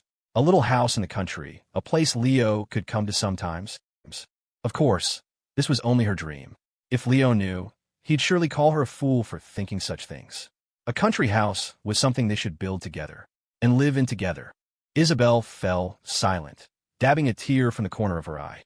This was her daughter, so much like her, stubborn to the point of obsession. Does your father know about him? It was her last resort, using Sophia's father as a deterrent. Stephen Sue was a scholar, a man of letters, but he was anything but weak. This was Sophia's biggest fear. "I'm worried he'd go and try to kill him." At that, Isabelle actually let out a small laugh. "You're right. He would do something like that. But you can't hide this forever. Your father, he could be a bit old-fashioned." Sophia wanted to argue. It wasn't that he was old-fashioned. It was that he loved her too much, saw her as too precious. But she decided to let it go. "We'll take it slow. No rush," Sophia said, a strange confidence in her voice. "If Leo can handle Ethan Jang, he can handle one stubborn academic." She had a boundless, almost inexplicable faith in him. "All right, it's late. You should get to sleep," Sophia urged, her tone shifting. Though reluctant, Isabelle nodded and left the room. After closing the door, she picked up her own phone, tempted to call Leo. But then she remembered he was probably with that other girl. It was better not to. With another sigh, she went back to her own room. Once she was gone, Sophia turned off the lights but didn't go to sleep. She picked up her phone and dialed Leo's number. There was something she needed to confirm. "It must be almost midnight there, right? Staying up late again?" Leo's voice came through the line, and a sense of calm washed over Sophia. "I miss you," she said. Two simple words, yet they carried a world of emotion. "When are you coming back?" Leo thought for a moment. He'd never been this far away from Sophia before. "In a couple of days," he promised, then added, "From now on, wherever I go, I'm taking you with me." That was what she wanted to hear. "Okay, let me know when you're flying in. I'll pick you up at the airport." "Deal," Leo replied. They chatted for a while longer. Just as they were about to hang up, Sophia asked hesitantly about last night. As the words left her mouth, she felt her heart leap into her throat. She tried to sound casual, but she cared more than anyone. Last night, Leo said, his voice smooth.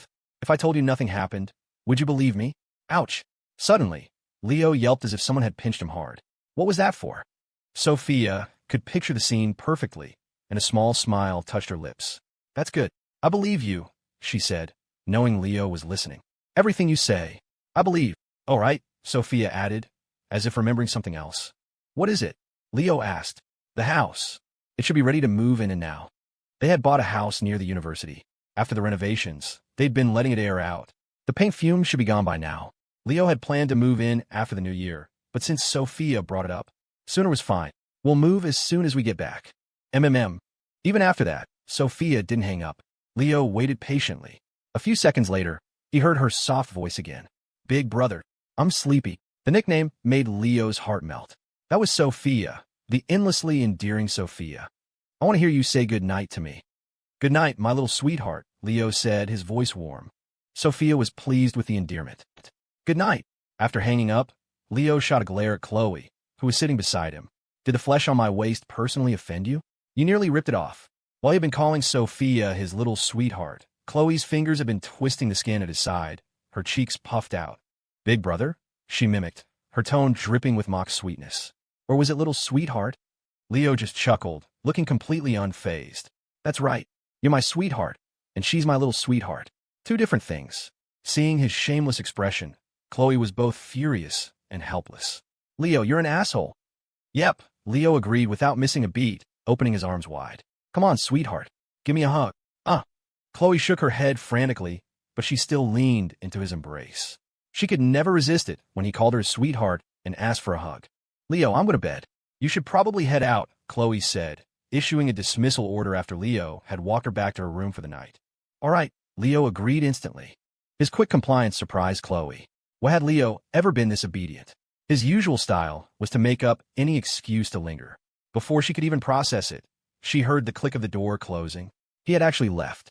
Jerk, Chloe muttered, biting her lip. He really left. After leaving Chloe's room, Leo went straight to his own.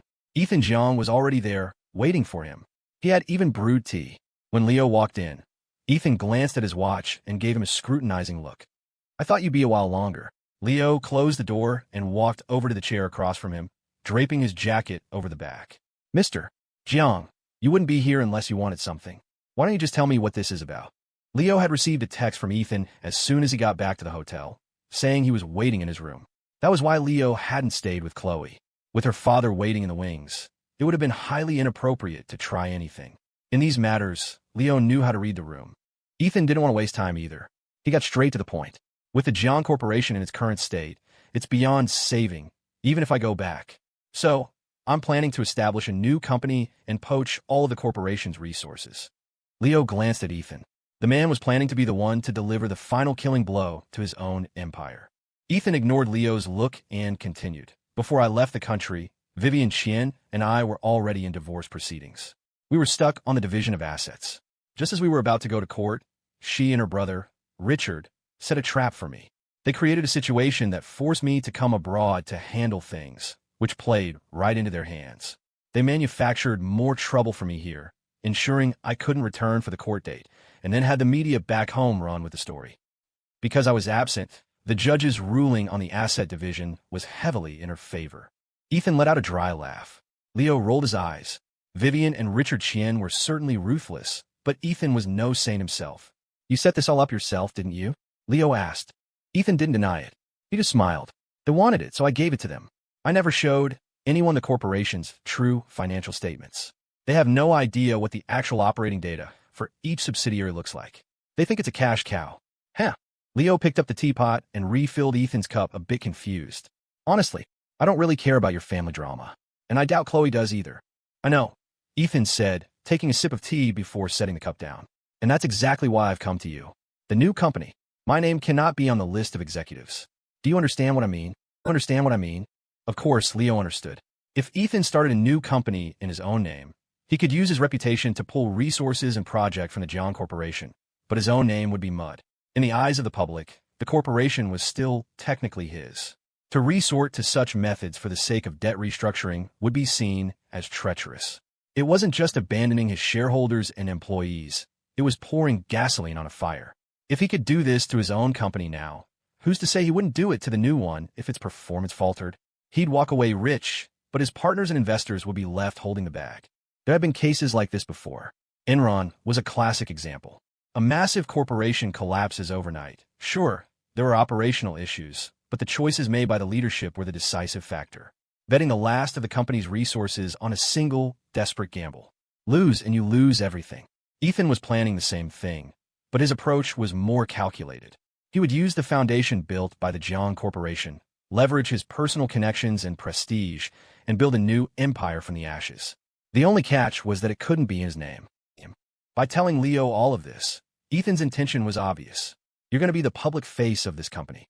Leo was silent for a long moment. He didn't believe in free lunches. The fact that Ethan hadn't already killed him over Chloe was a miracle in itself. Why would he offer him a golden goose like this? When something seems too good to be true, it usually is. Leo stood up. I just remembered, I have a friend here. I promised I'd have dinner with him. I can't believe I forgot. He was trying to bail, using the lamest excuse he could think of. Things are going well for him. If he just stayed the course, he might not become a titan of industry, but he could guarantee a comfortable life. He knew his advantage was his foreknowledge of market trends from his past life. There was no need to take such a huge risk. Leo was confident, but not so confident that he thought he could outmaneuver a master schemer like Ethan Jang. Compared to Ethan in the world of corporate intrigue, Leo was a Boy Scout. Partnering with him on this was like making a deal with the devil. He could be sold out without even knowing it. Better to play it safe. Seeing Leo genuinely about to bolt, Ethan cursed him under his breath. Sly little fox. Just as Leo's hand touched the doorknob, Ethan called out to him. To be honest, at this point, money is just a number to me. Even if I never worked another day in my life, I couldn't spend it all in several lifetimes. But a person has to have a reason to live. My reason is seeing Chloe happy. Until the day I die, the Jang Corporation, I can let it go. The only reason I'm still fighting isn't for revenge. It's to give Chloe a stronger foundation, more security. Leo's steps faltered. The door he had just opened, he closed again. If Ethan had offered him anything else, stock, a fortune, he wouldn't have believed a word. But bringing up Chloe, that actually made sense. He turned around slowly. Mr. Jang, just tell me what you need me to do. Leo was taking a huge gamble. If Ethan was playing him, this was going to hurt. Ethan had already arranged everything during his time abroad. He was just waiting to return to the States to execute the plan. As he was discussing the corporate structure with Leo, there was a sudden knock on the door, followed by Chloe's voice. Leo, it's me. Open up. Ethan's face darkened instantly. He shot Leo a look that clearly said, you'd better have an explanation for this. Leo had no idea why Chloe would show up now. He spread his hands in an innocent gesture. Should I open it? He whispered. Ethan's expression didn't improve. Don't you have a friend to meet for dinner? It seemed he didn't want Chloe to know he was here. Leo got the hint and ignored the door. When no one answered, Chloe pulled out her phone and called him. Fortunately, Leo had anticipated this and had already turned on the speaker. When the call came through, he took the phone into the bathroom. The hotel rooms were well soundproofed. She wouldn't be able to hear him from outside. Chloe, what's up? I thought you were asleep, Leo said, his voice sounding perfectly natural, as if he had no idea she was there. Chloe didn't answer his question. Where are you? She demanded. Leo deliberately paused for a moment. In my room, of course. You're lying. Chloe's voice trembled with anger. Tell me right now, where are you? She was genuinely panicked. They were in a foreign country. If Leo went out alone at night, who knew where he'd end up or what kind of trouble he could get into? What if he went to a bar or a club? I'm not lying, Leo insisted. I'm standing right outside your door. There's no one in there. If you're not lying, then open the door. Chloe's voice was loud enough for Ethan to hear from the main room. His face was a storm of conflicting emotions. Leo continued the charade. Okay, fine. I'm out having dinner with a friend. I'll be back as soon as I'm done. You go to bed. Don't worry about me. You have friends here? Chloe didn't believe him for a second, but she knew his personality. She lowered her voice, a small, pleading whisper. Leo, can you please come back? Leo took a deep breath, forcing a hint of fluster into his voice. Yeah, I'll be back soon. Really soon. You go to sleep. I'll call you when I get there. Chloe had no idea where he was, but chose to trust him. Then be quick. I'll wait for you. Leo promised he would and hung up before she could say anything else. He walked back out and faced Ethan with a shrug. We should wrap this up. If I'm late and she can't find me, she'll really start to worry. Ethan knew this, of course, but it still left a sour taste in his mouth. He just glared at Leo, a hint of jealousy in his eyes. Leo sighed. Look, when she heard you were in trouble, she was 10 times more frantic than this. At the mention of that, a rare look of guilt crossed Ethan's face. To keep Vivian and her brother from getting suspicious, he'd kept everyone in the dark, including Chloe. He knew he'd wronged her. It's because you're here that I felt confident enough to do this, Ethan said. So, I should thank you for thinking so highly of me. Leo grumbled. Ethan clearly didn't want to dwell on the topic. He steered the conversation back on track. All right, let's continue. The organizational structure and key personnel. I'll email you the list later. These are people I've handpicked. Their skills and loyalty are beyond question. I'll give them a heads up. You'll handle the rest. Best. The list Ethan was giving Leo contained the names of the Jang Corporation's core talent. Even with Vivian and Ethan's brothers taking over, those people's positions were largely unchanged. If they all left, it was clear the corporation would have a hard time recovering. But that wasn't Leo's problem. And the money. Through all this, Ethan had only talked about people. He hadn't mentioned funding once. If it were a few $100,000, maybe even $1 million, Leo could scrape it together. But this was a venture worth tens of millions. I don't have that kind of money, Leo said bluntly. Ethan narrowed his eyes, the resentment plain to see. Finally, he sighed. Chloe, the companies I transferred to her name have a considerable amount of cash in their accounts. We'll have to get it out as a loan. Leo knew Chloe was rich, but he had underestimated just how rich. This was hundreds of millions. Still, the thought of going to her for that kind of money made him uneasy. You should talk to her first, Leo said. I don't want her to get the wrong idea, thinking I'm just after her money. Ethan understood Leo's concern and nodded. He was actually pleased by Leo's hesitation. Still, he couldn't resist testing him. You've really never thought about tricking her into signing those companies over to you? The fact that he could ask such a question to his face showed that Ethan truly no longer saw Leo as an outsider. In fact, he already knew the answer. Leo would have to be an idiot to say yes. And he was right. Mr. Jang, I'm not even 20 yet, Leo said calmly. My net worth is already approaching 9 figures. The hardest part is going from 0 to that first 100 million. After that, do you really think it's going to be a problem for me? I honestly haven't thought about it. He paused, a sly smile creeping onto his face. Unless. Ethan had watched Leo's rise. He knew he was telling the truth. The kid really didn't seem to care about the money. But that unless piqued his curiosity. Unless what? Leo's smile widened. Unless. That was all part of the dowry you were preparing for her. Leo expected Ethan to get angry. But he was wrong. Ethan was perfectly calm. He even laughed. That's not out of the question, he said coolly. If it really were her dowry, would you marry her? I'm talking about a marriage license, the real deal. Leo was stunned. He glanced out the window. The night in Geneva didn't look all that different from the night back home. After a few seconds, he turned back to Ethan. So, Mr. Jiang, how exactly do you plan on convincing Chloe to loan me all that money? Ethan rolled his eyes. Leo's ability to change the subject was on par with his own. Don't you worry about that. With that, Ethan stood up, grabbed his coat, and headed for the door. Call Chloe as soon as I'm gone and tell her you're back. And another thing, she's only 19. He said the last part through gritted teeth. Fortunately, Leo had his principles on this matter. I'll wait for her to grow up. After Ethan left, Leo called Chloe. I'm back. The words had barely left his mouth when he heard the frantic patter of footsteps on the other end of the line. A moment later, she was standing outside his door. Phew. The moment the door opened and she saw Leo, Chloe let out a long sigh of relief. She didn't even ask where he'd been. He was back, and that was all that mattered. Jerk. Next time, take me with you. That seemed to be her only demand. Leo wanted to say, I never left. Your dad just had me cornered, but he decided against it, worried she'd misunderstand. He just gave a vague, non-committal answer. So, where are we going tomorrow? He had brought her here to see Ethan and put her mind at ease. Now that that was done, it was time for fun. Leo didn't know his way around Geneva, and his English was spotty at best. He could understand it, but speaking was another story. Luckily, Chloe was here. Her spoken English was excellent, and she had no trouble communicating. Chloe sensed that Leo didn't want to talk about what happened tonight, so she dropped it. How about we go to the lake? The shoreline here is beautiful. That sounded like a plan. Leo nodded immediately, but he couldn't resist asking, does that mean swimsuits? Chloe watched as his mischievous gaze swept over her, up and down. It was sleazy, but she couldn't bring herself to hate it. She playfully punched his chest. It wasn't a hard hit, and he easily caught her fist in his hand. She didn't struggle, just pouted. No, we won't be the only ones on the beach. Chloe had the quintessential shyness of a girl from a more traditional background. She was fine in front of Leo, but she couldn't bring herself to wear something so revealing in public. Luckily, Leo was just teasing. Hearing her answer, he couldn't help but poke fun. "So, you're saying if it were just me, you'd wear whatever I wanted?" Chloe fell silent. Leo gently pinched her cheek. It was hot. She was blushing. She muttered something under her breath. Her lips pursed. Leo didn't quite catch it. It sounded something like, "It's not like you haven't seen it all before anyway." Hit a point. Just as they were about to chat some more, Chloe's phone rang. It was Ethan, asking where she was and reminding her to get to bed early. Leo couldn't help but roll his eyes. Ethan was asking the obvious.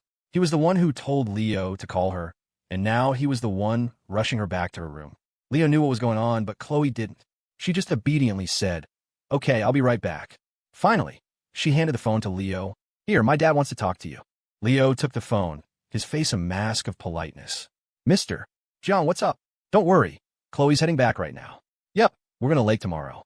You get some rest, too." After hanging up, he cursed the old fox in his head, not giving an inch. Chloe saw Leo's exasperated expression and couldn't stifle a laugh. When he glared at her, she quickly covered her mouth. "I'm going to go." What could Leo say? Tell her not to? If he did that, Ethan would probably find a way to keep him from ever returning to the States. It wasn't worth antagonizing him right now. He just waved a dismissive hand. "Go on, get out of here. I'm going to bed." Chloe giggled, then stood on her toes and planted a soft kiss on his cheek. "It'll be better when we get back home," she whispered shyly. "With my dad here." "It's not." In her mind, she and Leo had already shared a bed, so she wouldn't object to doing it again. But with Ethan around, it just wasn't right. So, she offered a little comfort. "When we get back, I'll do whatever you want." Now that piqued Leo's interest. He narrowed his eyes with a wicked grin. "Anything." Chloe fled, leaving only her back for him to see. "Yes." Click. He wasn't sure which came first, the sound of her voice or the closing of the door. He'd heard both. After she left, Leo sat on the sofa and lit a cigarette, pulling out the business plan Ethan had given him. Being the legal representative for someone else's company was a massive risk. If Ethan hadn't sworn it was all for Chloe, Leo never would have agreed. But since he had, he couldn't have any second thoughts. Thankfully, judging by the plan, being completely transparent. It detailed everything from the key personnel and specific business resources to a breakdown of relationships. All Leo had to do were the steps. He wouldn't even have to do the talking, just sign the papers. Ethan had already made the contacts. This was what he had been secretly working on all this time. It was so covert that likely no one but him knew the full picture. Not even Faye. Speaking of Faye, Leo had a good impression of her.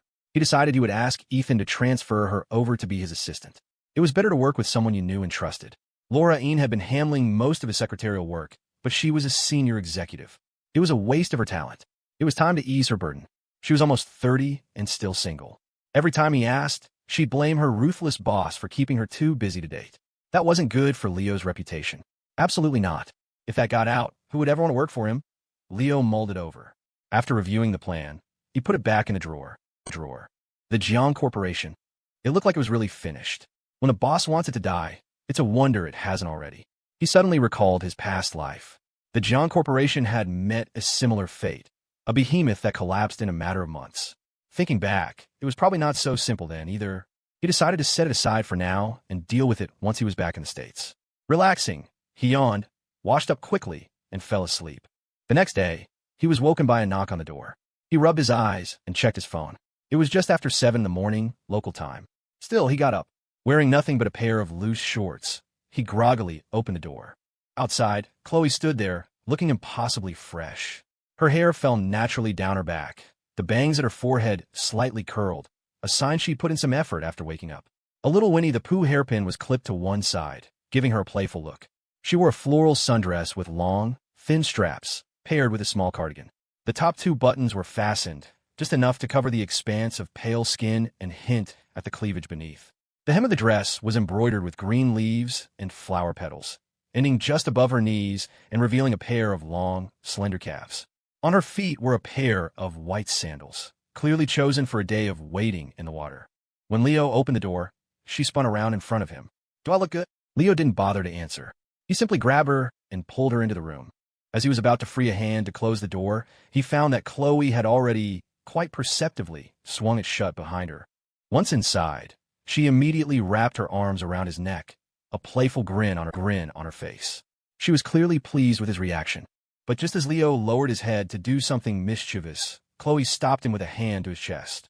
I haven't brushed my teeth. Leo slapped his forehead. Now you're worried about brushing your teeth? Still, he let her go and headed for the bathroom. A guy's morning routine is always fast, especially something to look forward to. When Leo came rushing back towards her, Chloe wasn't scared in the slightest. In fact, she looked almost gleeful. She opened her arms, waiting for him to embrace her. MMPH. Of course, she didn't get a chance to say anything else. His mouth covered hers, and all she could manage was a muffled sound as she surrendered to his advances. The buttons on her cardigan came undone with a gentle touch. It still hung on her shoulders, but now it concealed nothing. Leo wasn't about to be polite.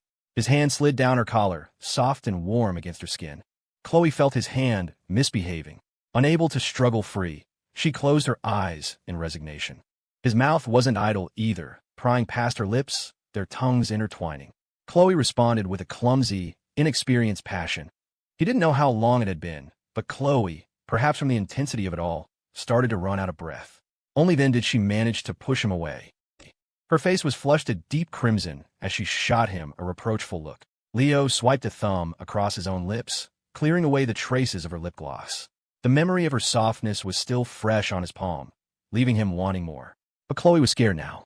It was still early, and she worried that if he kept going, things would go too far. We have to go out, she pleaded. Seeing her shy, flustered state, Leo felt a deep sense of satisfaction. The Chloe of today was at least responding to him. Things would only get better from here. Let me get dressed, he said, turning to find some clothes. Chloe let out a sigh of relief. The look she gave him softened. As she sat on the sofa waiting, she noticed the drawer under the coffee table was slightly ajar.